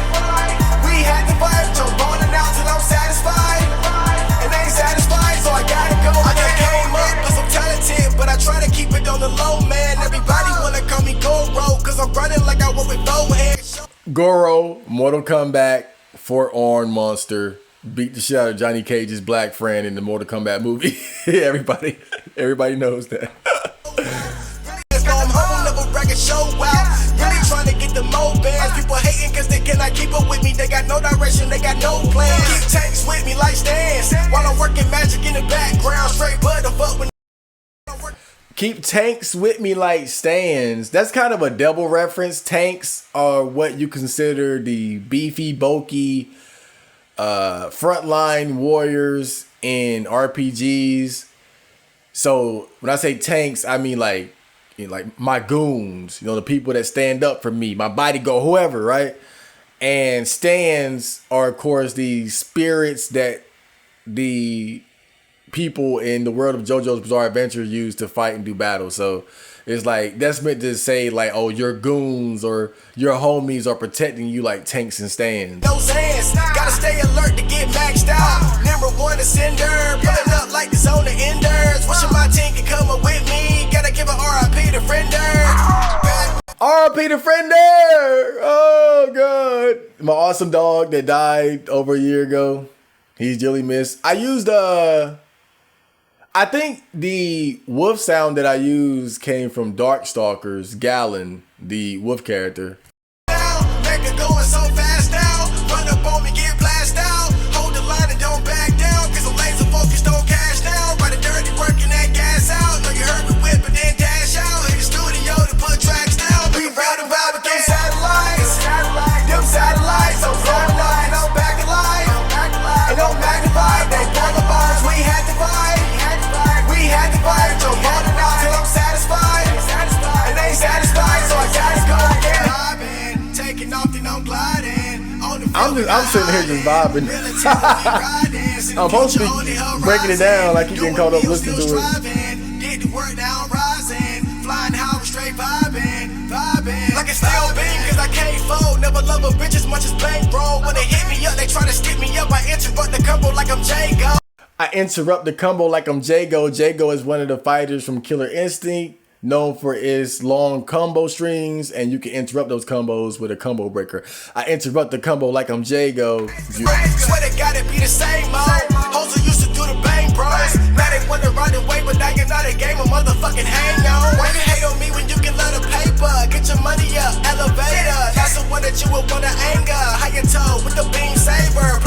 Hayato, the main, well, I can say protagonist, but he's like the front character for the short-lived Star Gladiator fighting game for PS1 made by Capcom. Like I am a fiend that you with a jazz. You fuck out the flash, I dash on me. No back of the scene, no back of the satellites.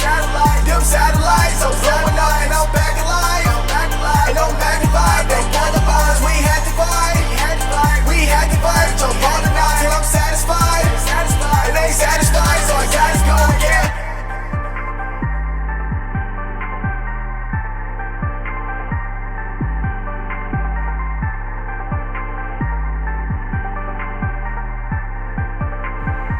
And the beat is just so good, it speaks for itself. Just let it ride out.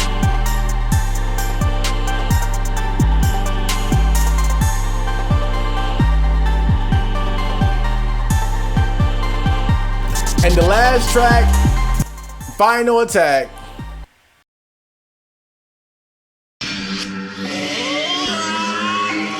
So what you hear in the background, that's actually Yusuke Urameshi in Jump Force doing his big spirit gun attack.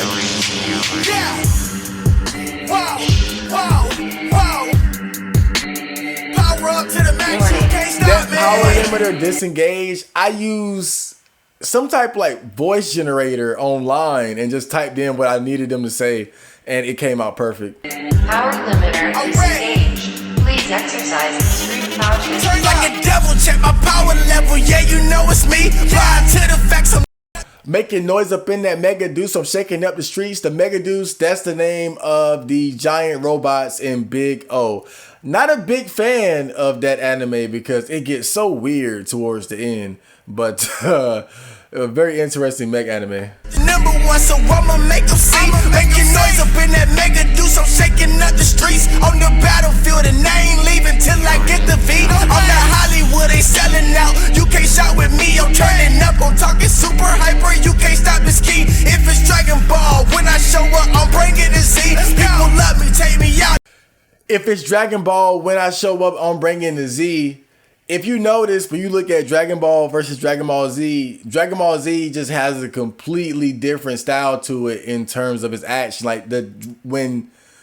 And Dragon Ball Z starts when Goku is an adult and Like it takes place after the time skip between where he and Chi-Chi got married and they had Gohan. And it's like when Raditz shows up, the fights just take on a whole different level of intensity that like you only see that level of fighting in Dragon Ball beginning like when TN fought Yamcha. That's when you see the first glimpses of it. But when you separate, like look at Z and look at Dragon Ball. Z, the fighting in Z is when it went to another level. So when I said, if it's Dragon Ball, when I show up, I'm bringing the Z, that means I'm taking the fighting to a whole different level. Like, I'm like Raditz showing up. It's gonna be World War III dash. Marco going super, pull up like an Uber, it's the killer with a slash. Knock him through the window, hit him like I'm sitting on, you should see me when I dash.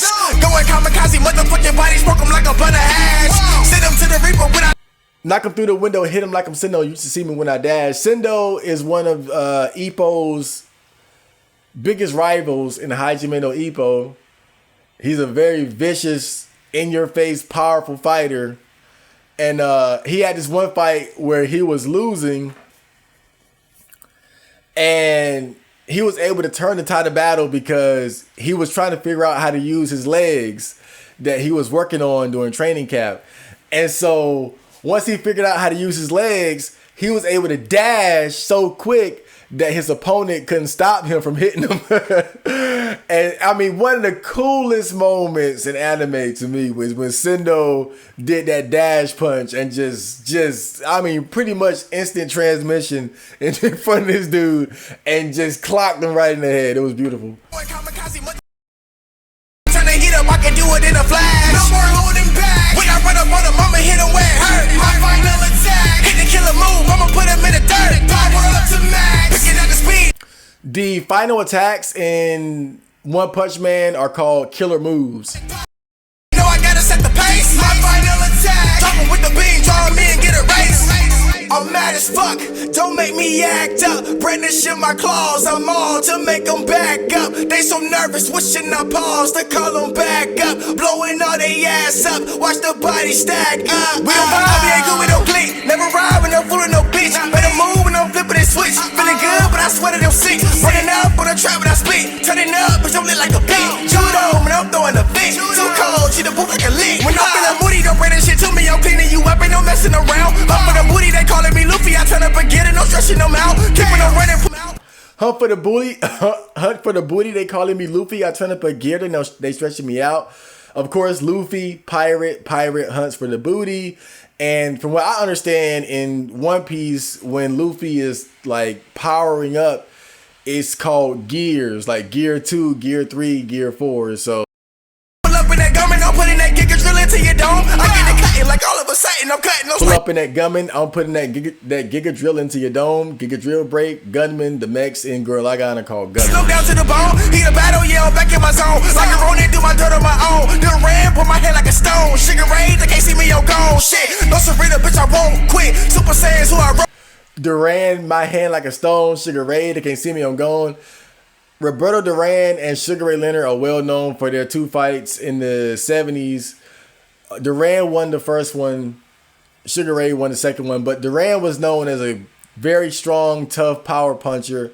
And Sugar Ray was known as more of a finesse fighter who had very great footwork. So Roberto Duran was referred to as Hands of Stone because of his punching power. And Sugar Ray, they can't see me, I'm gone. That's because Sugar Ray was so quick. He could get in, beat your ass, and then be gone in a second. So Bullets kick a Janet, better lead a planet. If we don't, I know it's gon' hit. I'm going super, pull up like an Uber, it's the killer with a slash. Knock him through the window, hit him like I'm sitting on. You should see me when I dash. Going kamikaze, motherfucking body, smoke him like a bun of hash. whoa. So I use the whoa ad lib a lot, and that's because whoa is my signature ad lib. I forgot the rapper's name, but there was a rapper that did the rap songs for Aqua Teen Hunger Force. And he had a signature line, which was Close Encounters. And that kind of inspired me to have my own like signature. And whoa is my signature ad lib. And OJ the Juice Man, his signature ad lib is, hey, So the reason why I use a lot of woes is because that's my signature ad lib. And I first used it in a song I did with one of my friends. And ever since then, I was like, I love that. I got to do that every song. When I turn the heat up, I can do it in a flash. No more holding back. Hit him where it hurt. My final attack. Put him in the dirt. Power up to max. I gotta set the pace. My final attack. Get a race.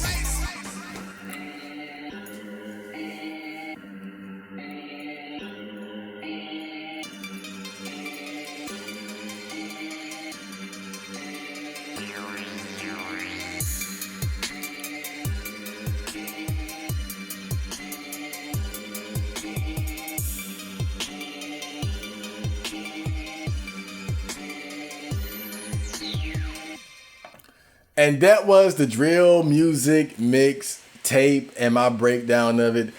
All things considered, I feel very good about the finished product. I think really I would have wanted more songs on it. But you guys know I during that time I was really just kind of inconsistently working on music. So I was doing a song every now and then. And then once I got enough, I just kind of put it together and put it out. But when I listened to the whole thing, I was like, you know what, this is a really good project. And it really just sums up the vision I've always had, which was to create the sort of music that was able to combine my love for anime and video games and nerd culture and whatnot, but also make it in such a way that the average casual hip hop rap fan could listen to it and vibe out and not need to necessarily understand every single reference that I made to anime and whatnot. Because I think, like I said in the other video, if you lean too far towards anime references and the things you're talking about people won't understand, then it's like people won't really connect with the song, you know. But I think with the way I managed to do it with this one, I think anyone can listen to it and understand enough to where they can really vibe with it. And if you really get it, like you can catch all those references that I pointed out, it's going to be even more special to you because you're going to be like, whoa, I can't believe he put that bar in there. It's not uncommon for rappers nowadays to drop anime bars, but most of them do typical stuff like Dragon Ball, Naruto, shit like that. You know, I'm one of the few that pull out some Hajime no Ippo bars, Code Geass bars, you know, JoJo's Bizarre Adventure bars. I want Gundam bars. I'm one of the few who will do that.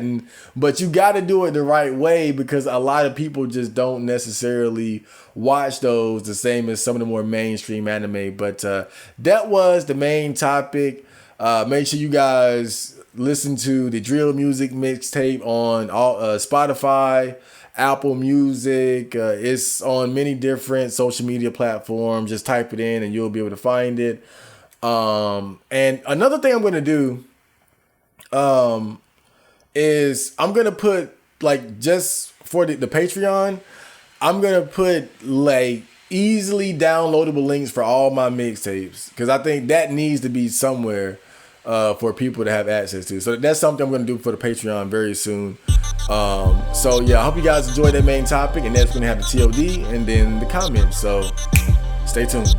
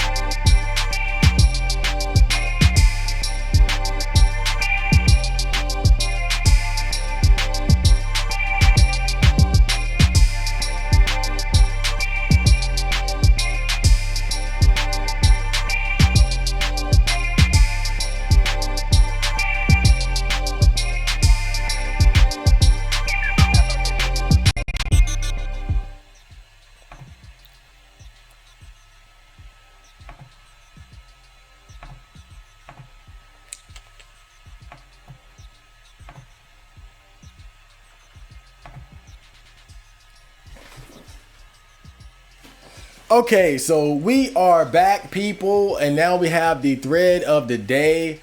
So the thread of the day is covering the article that I talked about in the news portion of the Botcast. As you can see on the left there, most young men are single, most young women are not. So how did R9K react to this article? So let's get right into it. So the OP says, I think I want to leave Earth now.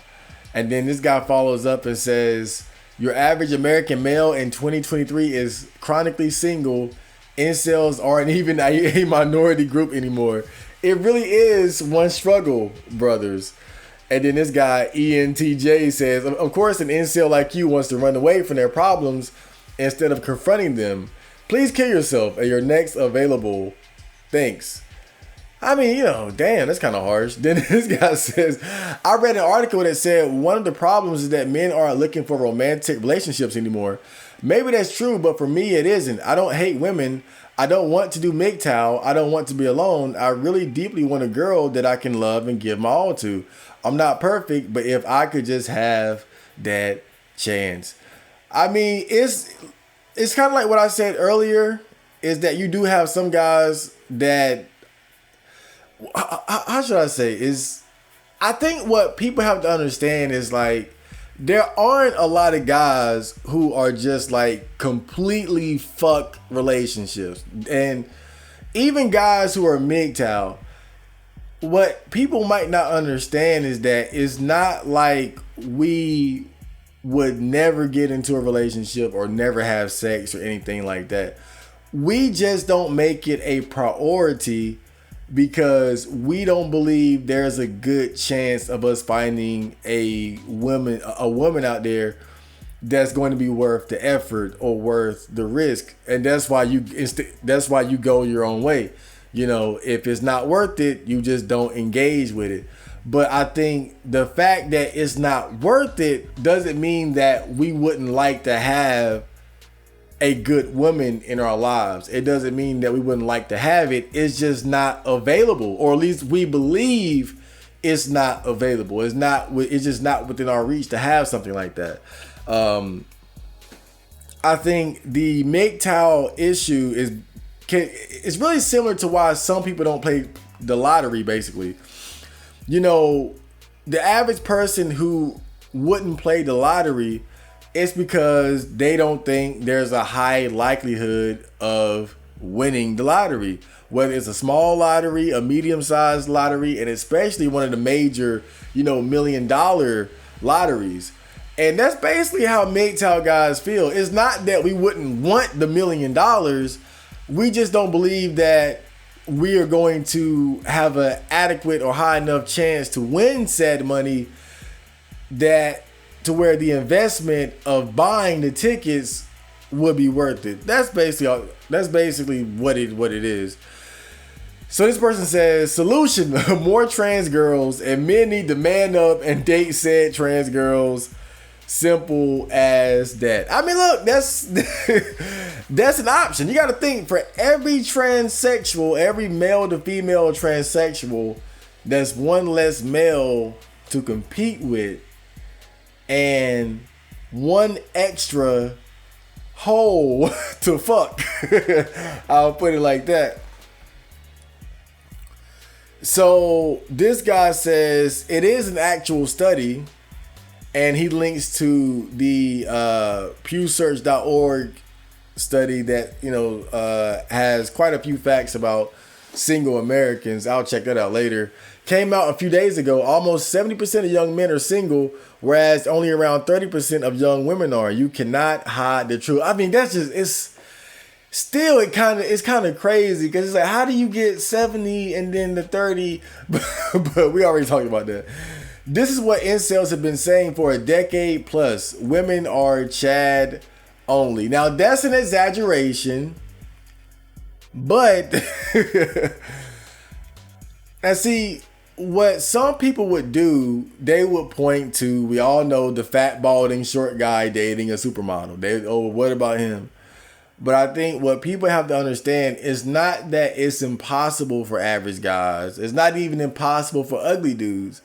But how many women have low enough standards to where they're willing to settle for these types of men. That's the issue. It's not that it's impossible, but there's just not enough women to go around because so many women are sticking to these high standards, which they have every right to do. I'm not, again, you guys know, I'm not one of those guys that shame women for their standards. I look at the game. I'm on the benches just spectating. I don't have a dog in the fight, so I don't care about that shit. But I just think it's the reality of it. It's a lot of women who they ain't budging on that shit. And I think that's one of the major factors that keeps a lot of guys single, is that the competition is just so fierce right now.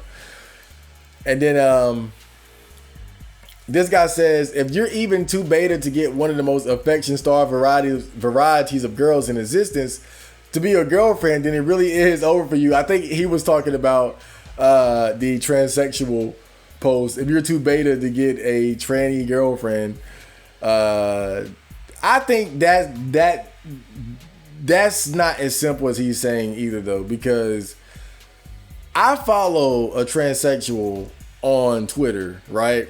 And they follow a lot of transsexuals. So I see, like, through them, I see a lot of the transsexuals that they follow, basically, right? And the likes, the comments, they get a lot of attention. Don't get it twisted. I think people have this idea that there are these lonely transsexual girls out there just waiting for love.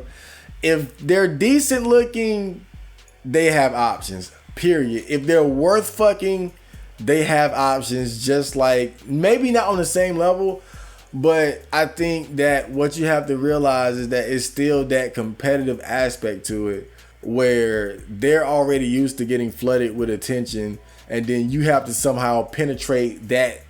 You got to penetrate those legions of beta orbiters and simps that shower them with attention and somehow make yourself stand out. And that's a big part of what makes guys not want to compete in the first place. And then this guy under him says, seems like what we've been preaching for the last decade is coming to fruition. To be fair, anyone with an above average IQ could have seen this coming. Now the fun part in the future would be seeing normies come around to the black pill and realize life wasn't fair from the start.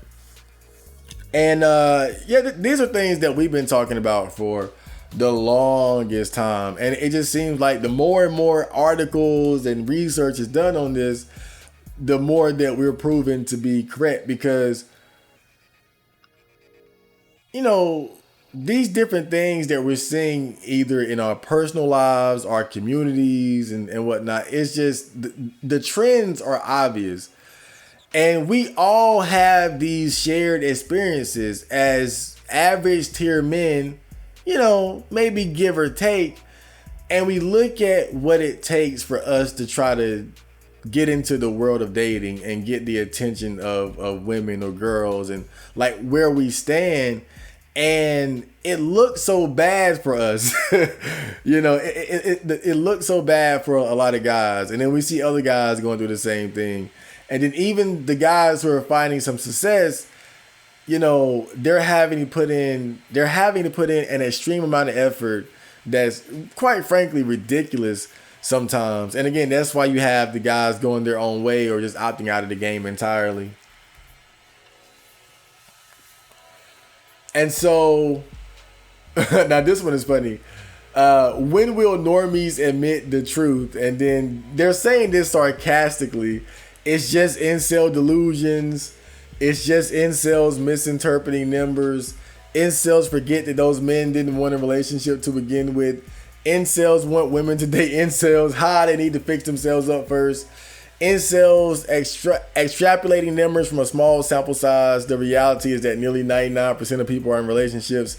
This is actually a good thing, sweetie. Again, being sarcastic, showing the normies slowly come around to reality. And then this guy replies and says, your average citizen has been saying that incels are this weird small fringe minority for the longest time. 60% is more than half, so it represents the average citizen. This is now normal. Oh, excuse me. I don't think they're literally ever going to, as long as they have a choice. They might see that the economy is collapsing one day and then float the idea that maybe they should stop shitting on the majority of the population.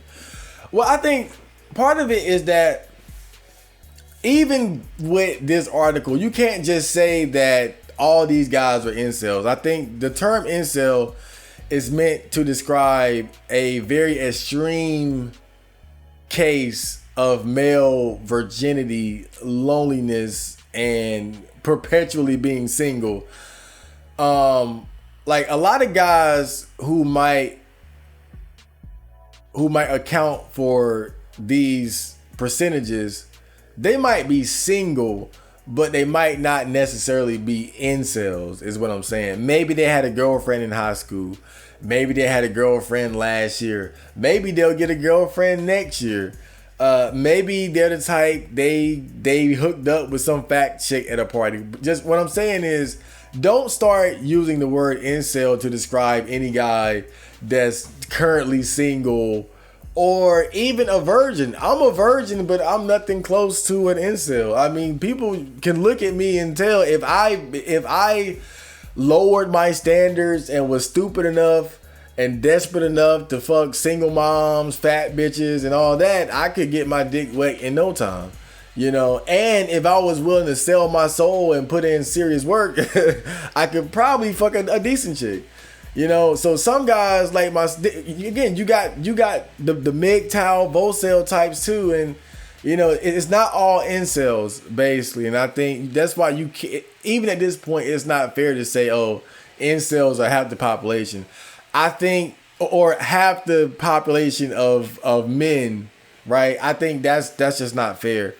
It's not really accurate. I think that what's really happening is that more and more the group of men that are either struggling in dating or finding no luck or options at all in the dating game is growing.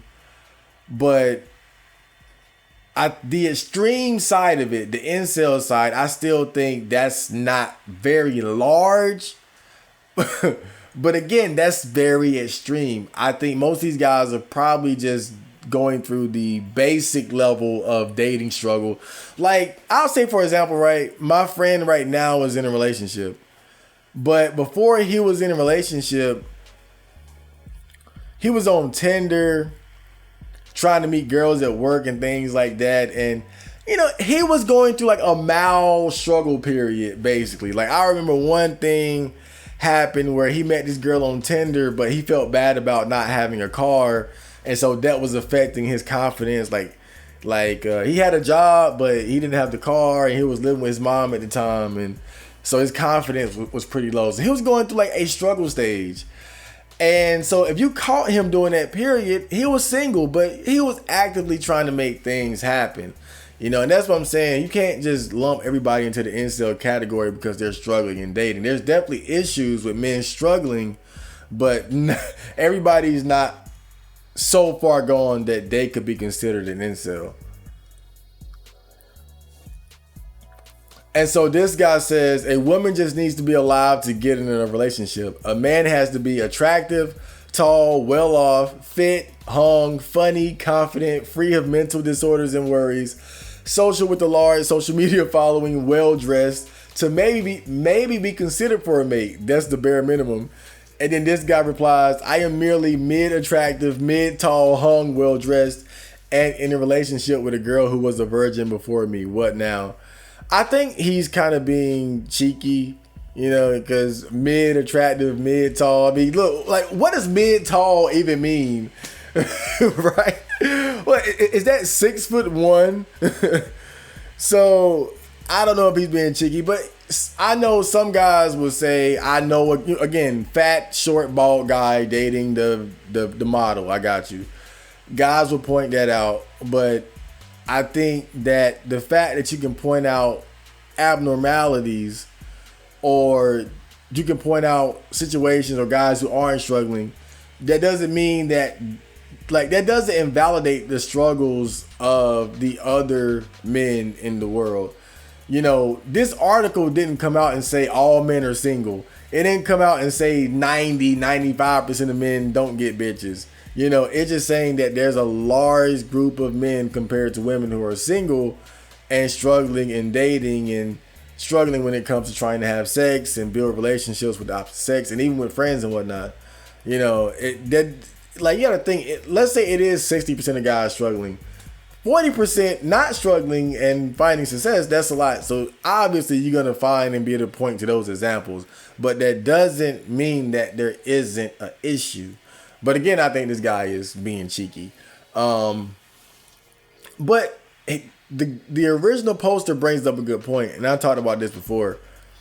And part of the problem and why it's so imbalanced is that women just can't lose. Well, I'm not saying women can't lose, but in comparison to men, women basically can't lose, because for every flaw that would prevent a man from having dating options or flaws that would greatly limit his dating options, a woman with that same flaw wouldn't suffer as much.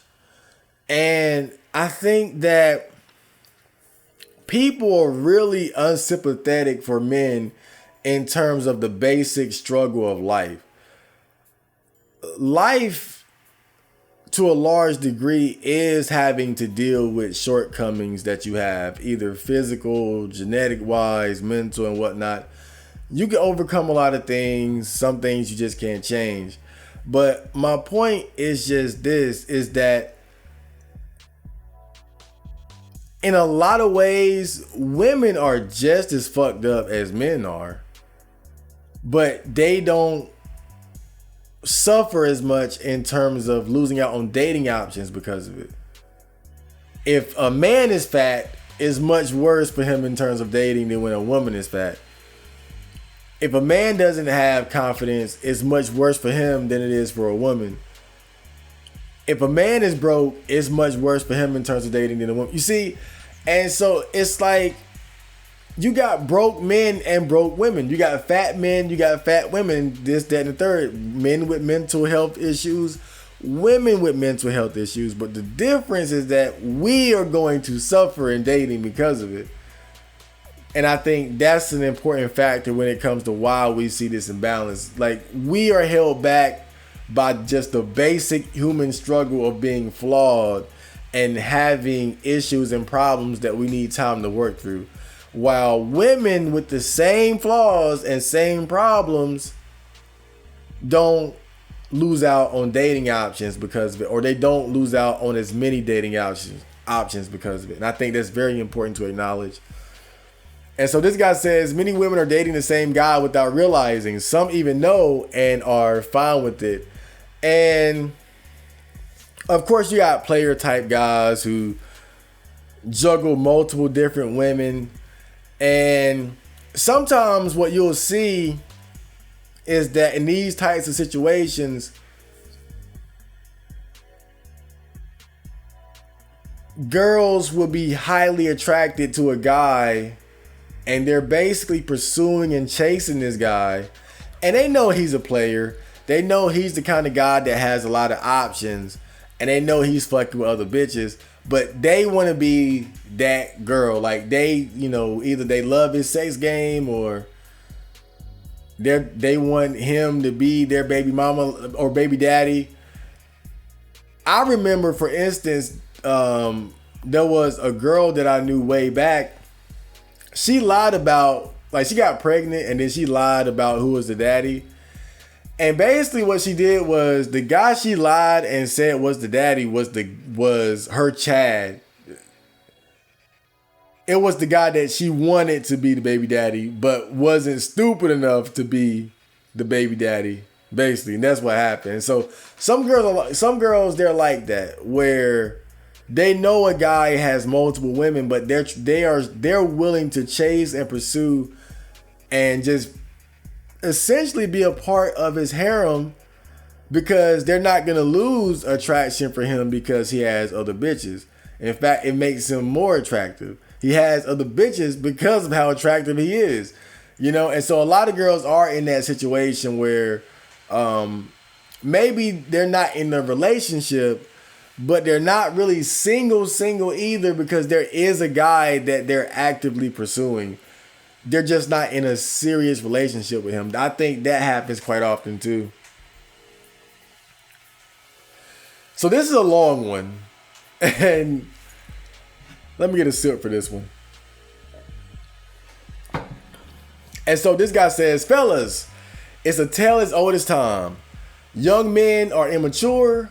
Their heads are full of quixotic romanticism. The world ought to be this way.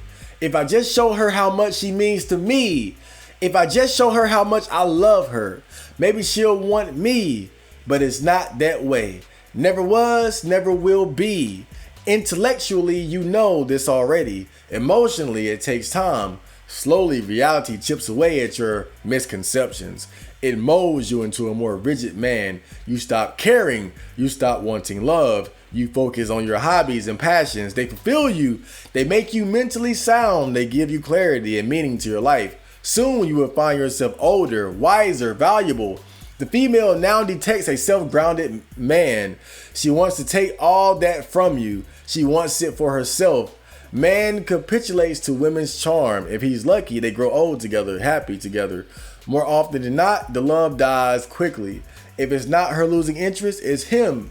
His life feels more meaningless than it was when he was single. Stuck in a dead-end marriage with a dead-end job. No time for himself. No time for the things that made him happy. No time for himself. An empty husk, trapped and alone. Do you start again 20 years later? Do you end it all? Do you rack your fingers across your head and curse your foolishness? He picks up where he left off, wiser, stronger. When women come to him again, he knows to say no. He dies fulfilled. Oh man, that's a straight up big town story right there, man. But I think that there's some truth to this. This might be my life, actually.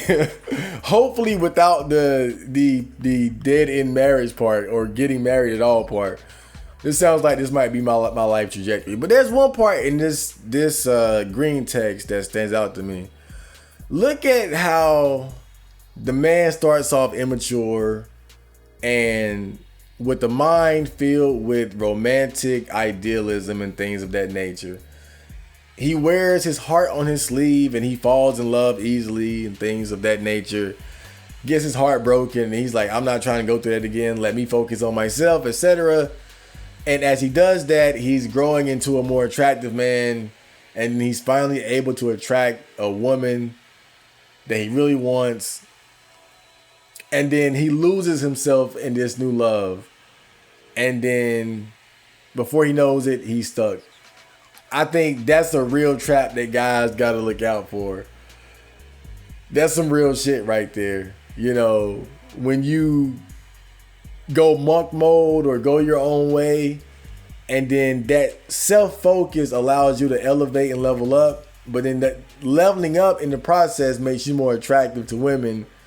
And so you kind of find yourself with the opportunity to put yourself in a bad situation with the woman or in a relationship. And I think that's something that guys got to be careful about. And then this guy says, well, it's kind of true. I think if a surveyor asked me whether I was looking for a relationship and I was trying to be honest, I would say no. Because I understand that as a man, I can only answer yes to that question if I'm making active efforts. I know nothing will happen if I wait. Maybe if I was female, I could say I'm looking while doing nothing. But as a man, looking and making effort are synonymous. I think you're right, though, that they're just trying to paper things over. I would agree that I'm not inactive on relationships because I had the option of doing either. Thought it over and decided against getting a girlfriend. I'm this way because my efforts never went anywhere and I eventually gave up. I'm not willfully refraining. I am lying flat, which is de facto the same as not looking. I would imagine most men who are not looking are in my camp, where they used to be looking but have given up on the idea of getting any return on their efforts. It's pretty sad when I think back to my childhood. Back then, my perception of culture was that marriage is just something that happens eventually. I never got the impression that you really had to plan or strive for it. Eventually, I would just meet a woman on the path, make a bit of effort to win her over, and then we march into the future together. and it just never happened. You know what's funny? I kind of felt the same way about that last part you said. I just sort of figured at some point I would just run into a girl and then a relationship would happen. And you know, I always tell the story about that cashier girl that came on to me, etc., etc., etc. I think that was pretty much what I predicted. Like, it really happened. Like, what I thought would happen, happened. I just never pulled the trigger because I think what threw off that path, or what threw me off of that path, was that I had developed a greater sense of integrity too. So I had the integrity not to pursue a girl that I knew was already in a relationship or fresh out of a relationship or dealing with somebody that I knew. If I didn't have that aspect to my character, I would have went ahead with that. And who knows where that would have went. You know what they say, a little pussy leads to more pussy. So I might not be in the position that I'm in now. But basically, I agree in terms of, you know, I felt, or at least I can relate in terms of feeling like it was something that would just happen. I didn't care whether it happened or not. I just felt like it was something that is, you know, eventually something's going to happen. And, you know, things happen, but when they did happen, I think that I just wasn't willing to pull the trigger because they were either so far below my standards or the situation in general was just bad. But I like what he says when he says, I would imagine most men who are not looking are in my camp where they used to be looking but have given up on the idea of getting any return on their efforts. And I think that's one of the biggest issues right now in terms of dating is that whether you agree with it or not, a lot of guys just feel like dating isn't worth it for them. It's not that they wouldn't like a girlfriend. It's not that they wouldn't like to be in a relationship. It's just that the reality of the options that are available to them and the amount of work necessary that they have to put in to get a girlfriend or to court a young lady, the risk involved, it's just too much. I think that we've entered this era where dating more and more is starting to lose its appeal to men. And guys, and again, whether you agree or not, this is just what these guys feel. This is what they believe. They believe that they're better off just not even trying. They believe that it's like that old saying, a strange game. The only winning move is not to play. That's how a lot of guys feel now about dating. The only winning move is not to play. So this guy says, when a man says he is single, it means with no ambiguity that he isn't getting pussy at all.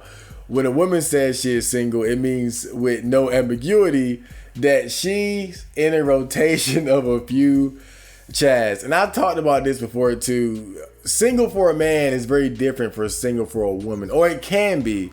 Some men are players, and when they're single, they're knocking bitches down like bowling pins. But I think the key difference between when a man is single and when a woman is single is that, you know, a woman being single, a single woman is still in position where she has easy access to dating options. A single man is different in that, and this isn't the case for all single men, because again, you got players, right? And you got some guys who are just very social and are always mingling, single or not.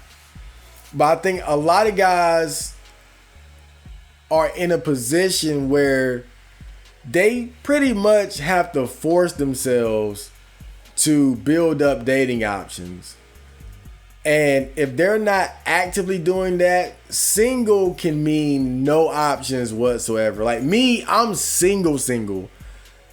No girls care about me right now. I have no options right now whatsoever.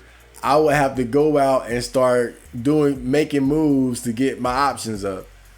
Girls don't really have to do that. Girls, just by virtue of living, they're in position to have options around them. You know, by the time they're an adult, they've already accumulated all types of men who crush on them, who like them, who won't forget them. I know somebody on the Discord posted a video of a guy who was talking about being light-skinned and how girls, some girls make fun of light-skinned black brothers and shit. And what caught my attention was how he was talking about, he was on Facebook going back, adding girls that he knew in high school and stuff like that. And that's what I'm saying when I say girls are never single. Because this guy remembered this girl from all the way back in high school and said, oh, let me go try to hit her up. That was somebody that he remembered. And in a sense, he remained an option for her throughout all these years. That's the experience of being a woman, where out of nowhere you have some guy that you went to high school with DMing you on Facebook, on Twitter, like, oh, you remember me? Ha ha ha, etc.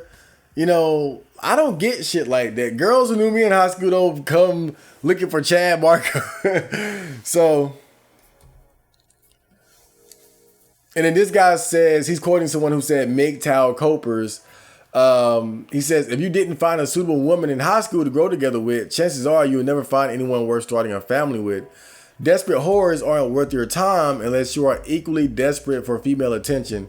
I'm envious of guys who found a woman worth loving, but my time is better spent doing things I enjoy than finding an uncut gem in a sea of faded, decaying whores.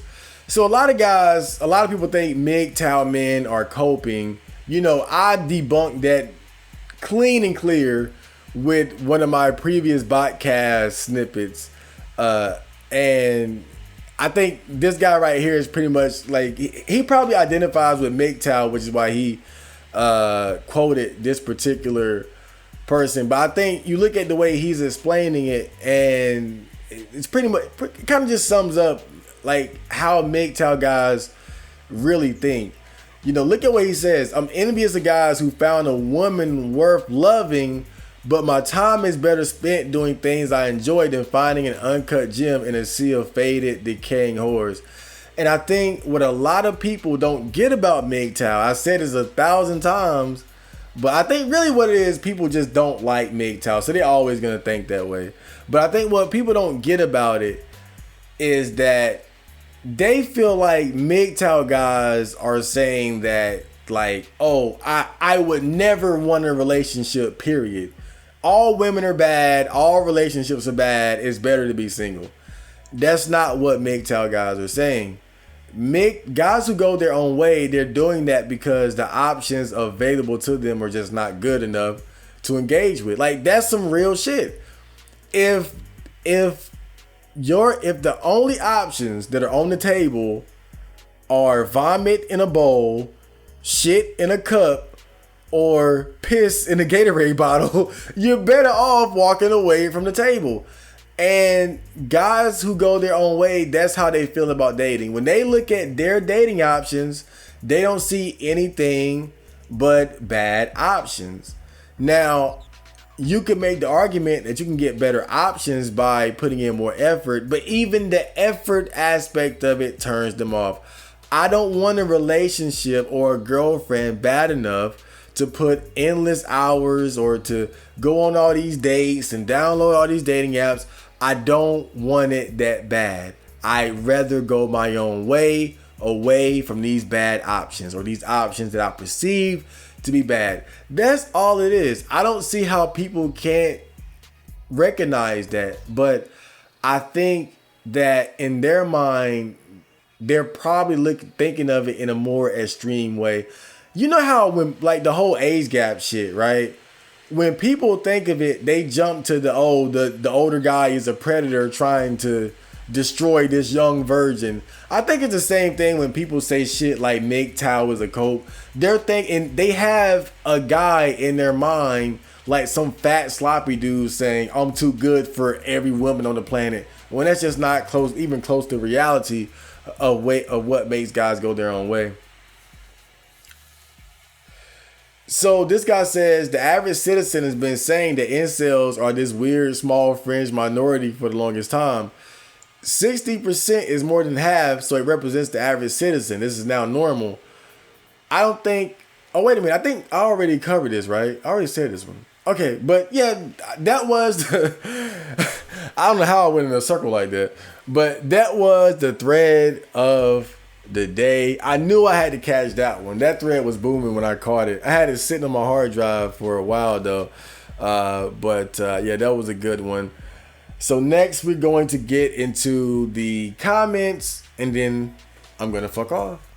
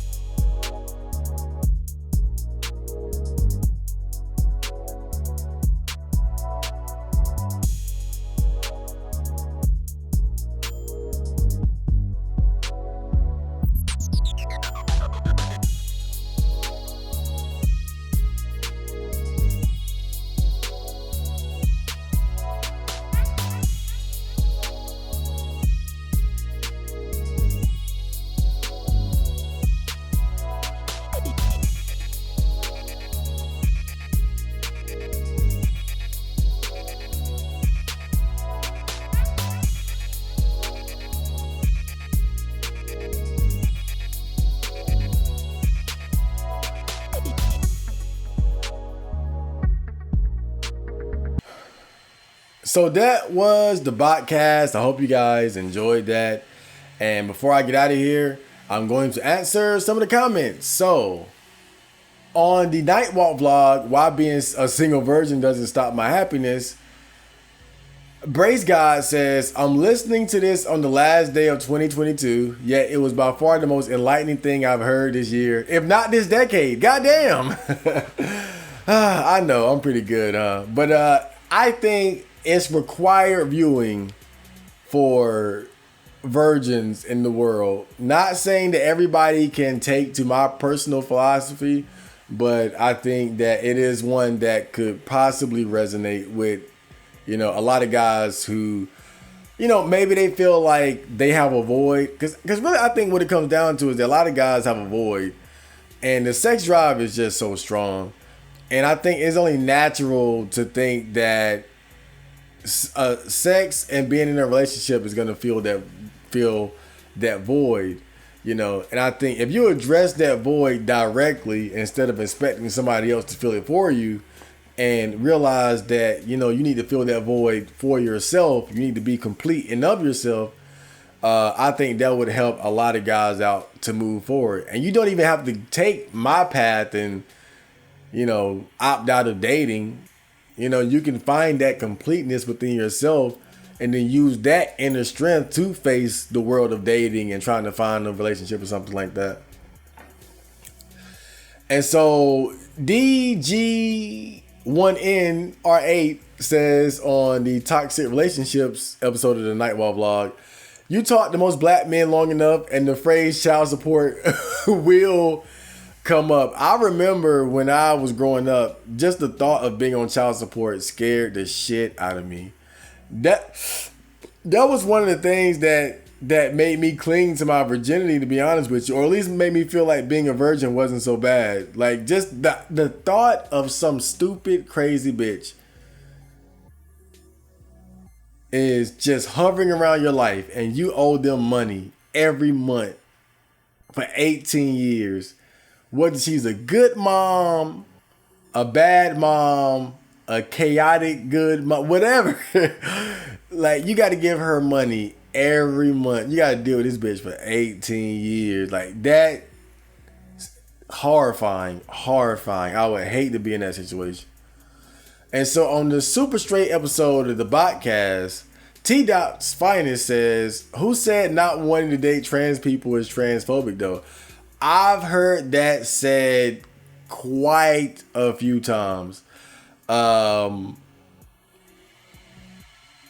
don't see why you would be surprised given a lot of the goofiness and silliness surrounding these issues, but I've definitely heard, and just look at the backlash that happened after that whole super straight Really, it was a joke. But the fact that there was even like real backlash towards it shows that, you know, part of the issue with the whole transgender concept is that even though a lot of people might consider or go along with the idea that trans women are women, most people aren't going along with the idea that the guys that want to date them are heterosexual or straight. So, you know, part of the argument, or one of the arguments within the transgender community, is in defense of straight guys dating them, or guys dating them and being considered straight.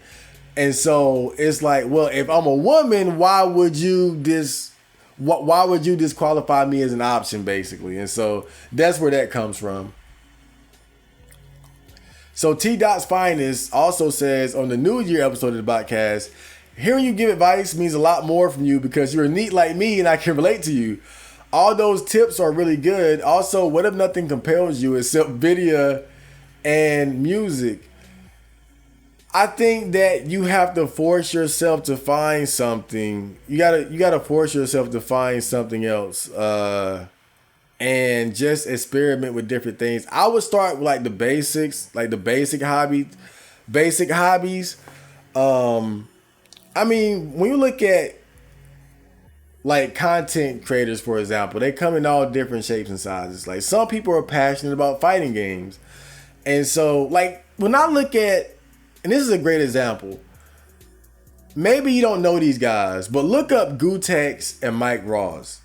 They were fighting game players who took their passion for fighting games and turned that into one of the most successful fighting game content channels on YouTube at one point. Now, Mike Ross left the ship, and then it kind of, you know, it pretty much fell. It pretty much fell down. It was downhill from there. But my point is, when you look at what Gutex and Mike Ross were able to do with their passion for fighting games, like they took their passion and said, I'm not just going to be a fighting game player. I'm going to take the world of fighting game, the fighting game community, and turn that into content. I think they did a documentary. They were doing interviews. They had the Excellent Adventures, which was like a funny show where they were playing games online. They were traveling. They were hosting events. Mike Ross ended up getting a job at Twitch. Gutex was just doing all kinds of shit. They had sponsors. And I'm just saying, you would have never thought that two guys could do what they did with their passion for fighting games. And you could take something completely unrelated to that and do the same thing, basically.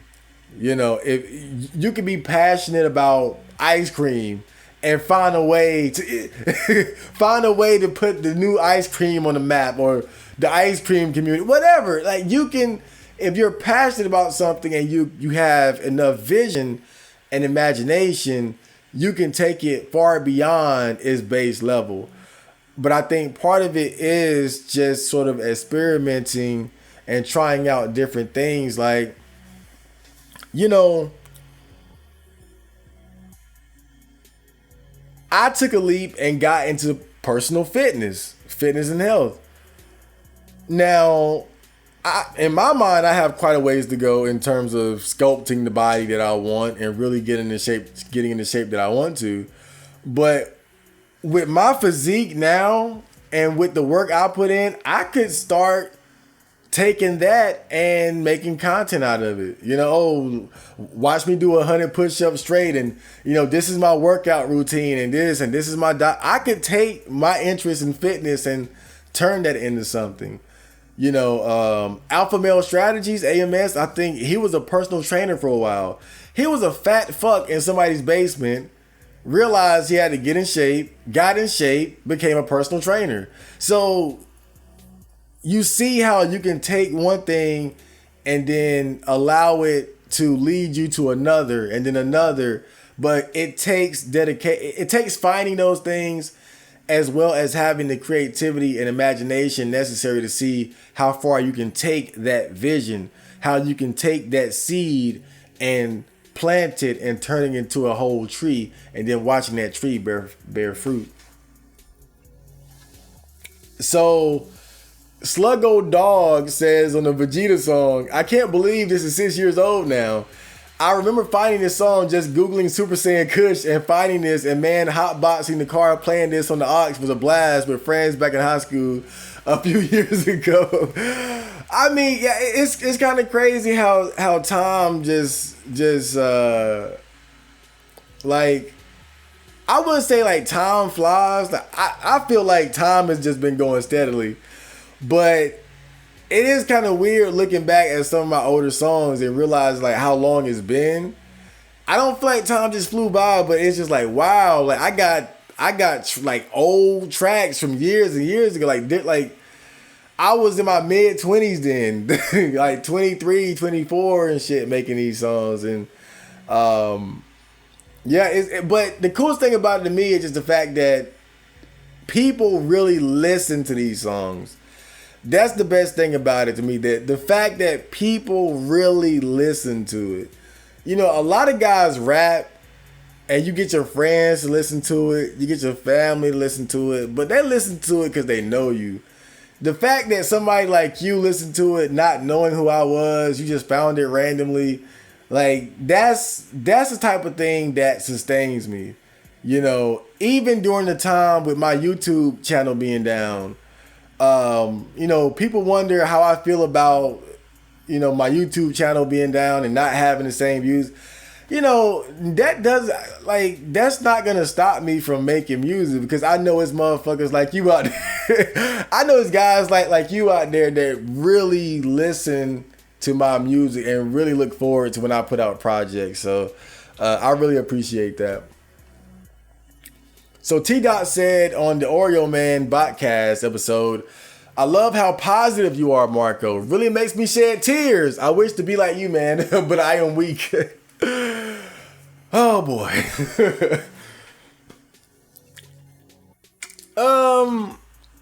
You know, I was weak too at one point, but I just took the necessary steps to get better. It's really that simple. I think the fact that you recognize that your power level is pitiful right now, that's the first step, you know, and because I was there too, just recognizing that I'm not really living up to my potential like I need to, you know. But I think just because you're weak now doesn't mean that you can't be strong later in life. But it takes time. It takes time. It takes serious effort. You got to take yourself out of your comfort zone and you got to push yourself. And you got to think, you got to reflect on the type of man that you want to be. And you got to have a good, deep connection with yourself and what you believe your potential is. I think that even during my earlier years, regardless of everything that I've been through, regardless of how weak I was at the time, I knew I could do better. I knew I had more potential. And I think that's where it all started for me. If you can look within yourself and see potential to be something better, then you have something to strive for. And then when you strive for that and you reach that or get close to it, then you start to see that you can do even more from there. Like, okay, I went from level 1 to 3. How about level 6? And then how about level 10? And how about level 20? And this applies to different aspects of your life. One aspect is fitness. I remember when I could barely do 20 push-ups. Then I worked myself up to 25, 30, 40, 50. Now I can do 100 push-ups straight, you know. But so, and pretty much most areas of life sort of work like that, where you start off weak and not really knowing how to do shit.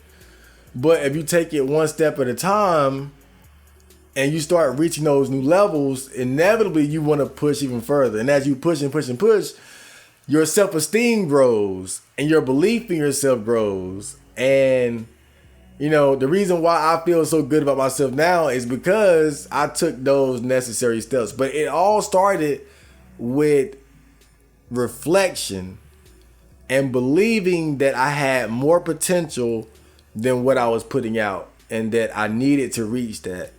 That's where it all started for me. If you can look within yourself and see the potential to be better, then work towards that. And as you work towards that, your self-belief grows, your self-esteem grows, your self-love grows, and your life gets better. So, Angelum Gaming says on the Mobile Suit Gundam C anime review, your video is good, but you aren't seeing the subtext. The reoccurring themes are social commentary, using people, disposing of them, the numerous conflicts, both in reality and the hearts of the characters. And he goes on and says, I suggest Gundam 00, Charge Counter-Strike, Mobile Suit Gundam Endless Waltz, Unicorn. Gundam Build Fighters and Build Fighters Try are somewhat more lighthearted, but great as well. I saw 00. I did not like 00. I really did not like 00 Gundam. I think I've seen Charge Counter-Strike, but it might have been a ways before. And Gundam Endless Waltz and Unicorn, I'm not sure if I've seen those. I'm going to check my list again because I've seen quite a few of them, but you know how when you start watching anime back to back to back, you kind of forget them. But I'm going to look into those and see which ones I haven't seen yet because, you know, I've already done like several Gundam reviews and goddamn if I ain't seen like half the series, but I'll take those recommendations to mind. But I think as far as like the themes that I might have missed, you know, I try to put as much into the anime review as I can, but I can't put like every little possible, you know, little theme from each anime into it because it would just go on and on and on. I tend to just kind of cover the ones that stand out the most to me. I mean, I can see where those themes were in anime, but I try to focus mostly on the ones that I thought were the most significant. Or maybe I just completely missed it. Either way, thanks for the comments. So, I Love and Frank says on the OCM Botcast episode 1, damn, that's old school, the closest I came to getting laid, watching these old podcasts and you put into words everything I feel, thanks for that. Especially that thing about your mom being okay with you being neat because you don't have any baby mamas. I'm telling you, it's different in the hood. It's different. We just have a different standard. We just have a different standard, man. If you a young black man that can stay out of trouble and not have baby mamas and baby mama drama and shit like that, you know, your mom's she's gonna be more lenient with you because I think black moms, as their sons get older, obviously they want you to be more, you know, successful and whatnot. But you gotta understand, man, like they're used to dealing with a lot of shit. The men they've dated, the men they've been married to, the men in their lives have been, I mean, terrible. You guys seen the dentist episode. So that's the type of shit my mom is used to dealing with. Having a son who just fucks off by himself, doesn't get in the way for the most part, isn't rude, isn't some asshole, isn't disrespectful. I'll take out the trash, I'll do this, I'll do that, I'll do chores, and you know, I help my niece with her homework and walk her to the bus stop, and you know, the fact that I'm not bringing unnecessary turmoil and drama into the house, it makes me not having a job not as bad as it would be probably in a different community, you know. Because I think my mom is just, black moms are used to dealing with so much bullshit from men. If you can just not bring more bullshit to your mom's life, she'll love you to death for that. She really will. So T Dot's Finest says on the OCM Botcast, Happy Wafu Day, how did you get to the point where you can pinpoint exactly why you're depressed? I felt like I wasn't exercising enough, but even with exercise, I feel like shit. It's been a month of consistent workouts, so maybe not a lot of time. It feels like there's a lot of factors contributing to my unhappiness, and it's really foggy. How did you get to the point where you can pinpoint exactly? I mean, that's hard to say because everybody's situation is different. You know, I feel like I got to do like a whole podcast on this. I can't even really properly cover it right now. I'm going to take this comment and I'm going to remember it because I got to go in depth. I got to go in depth on depression and suicidal thoughts because I've been there. You guys know I've been there, but if I'm really going to lay it out, I gotta sit down and think deep because I haven't been in that zone in so long. You know, I gotta really sit down and reflect on that period of my life to give you guys the proper context and experience and step by step what I think led me to that point, how I got out of it, etc., etc. I think that I got to really go deep within and prepare for that. So I'm going to keep this comment in mind and just kind of use it as the basis for another Botcast for a later date. But that was the Botcast. I hope you guys enjoyed that. The next Botcast, I'm going to go ahead and spoil it for you, is going to be all about the Red Pill Godfather, the godfather of the Red Pill, Patrice O'Neal, and his philosophy. So you're not gonna want to miss that. So with that being said, Chad Marco is signing off. So Johnny.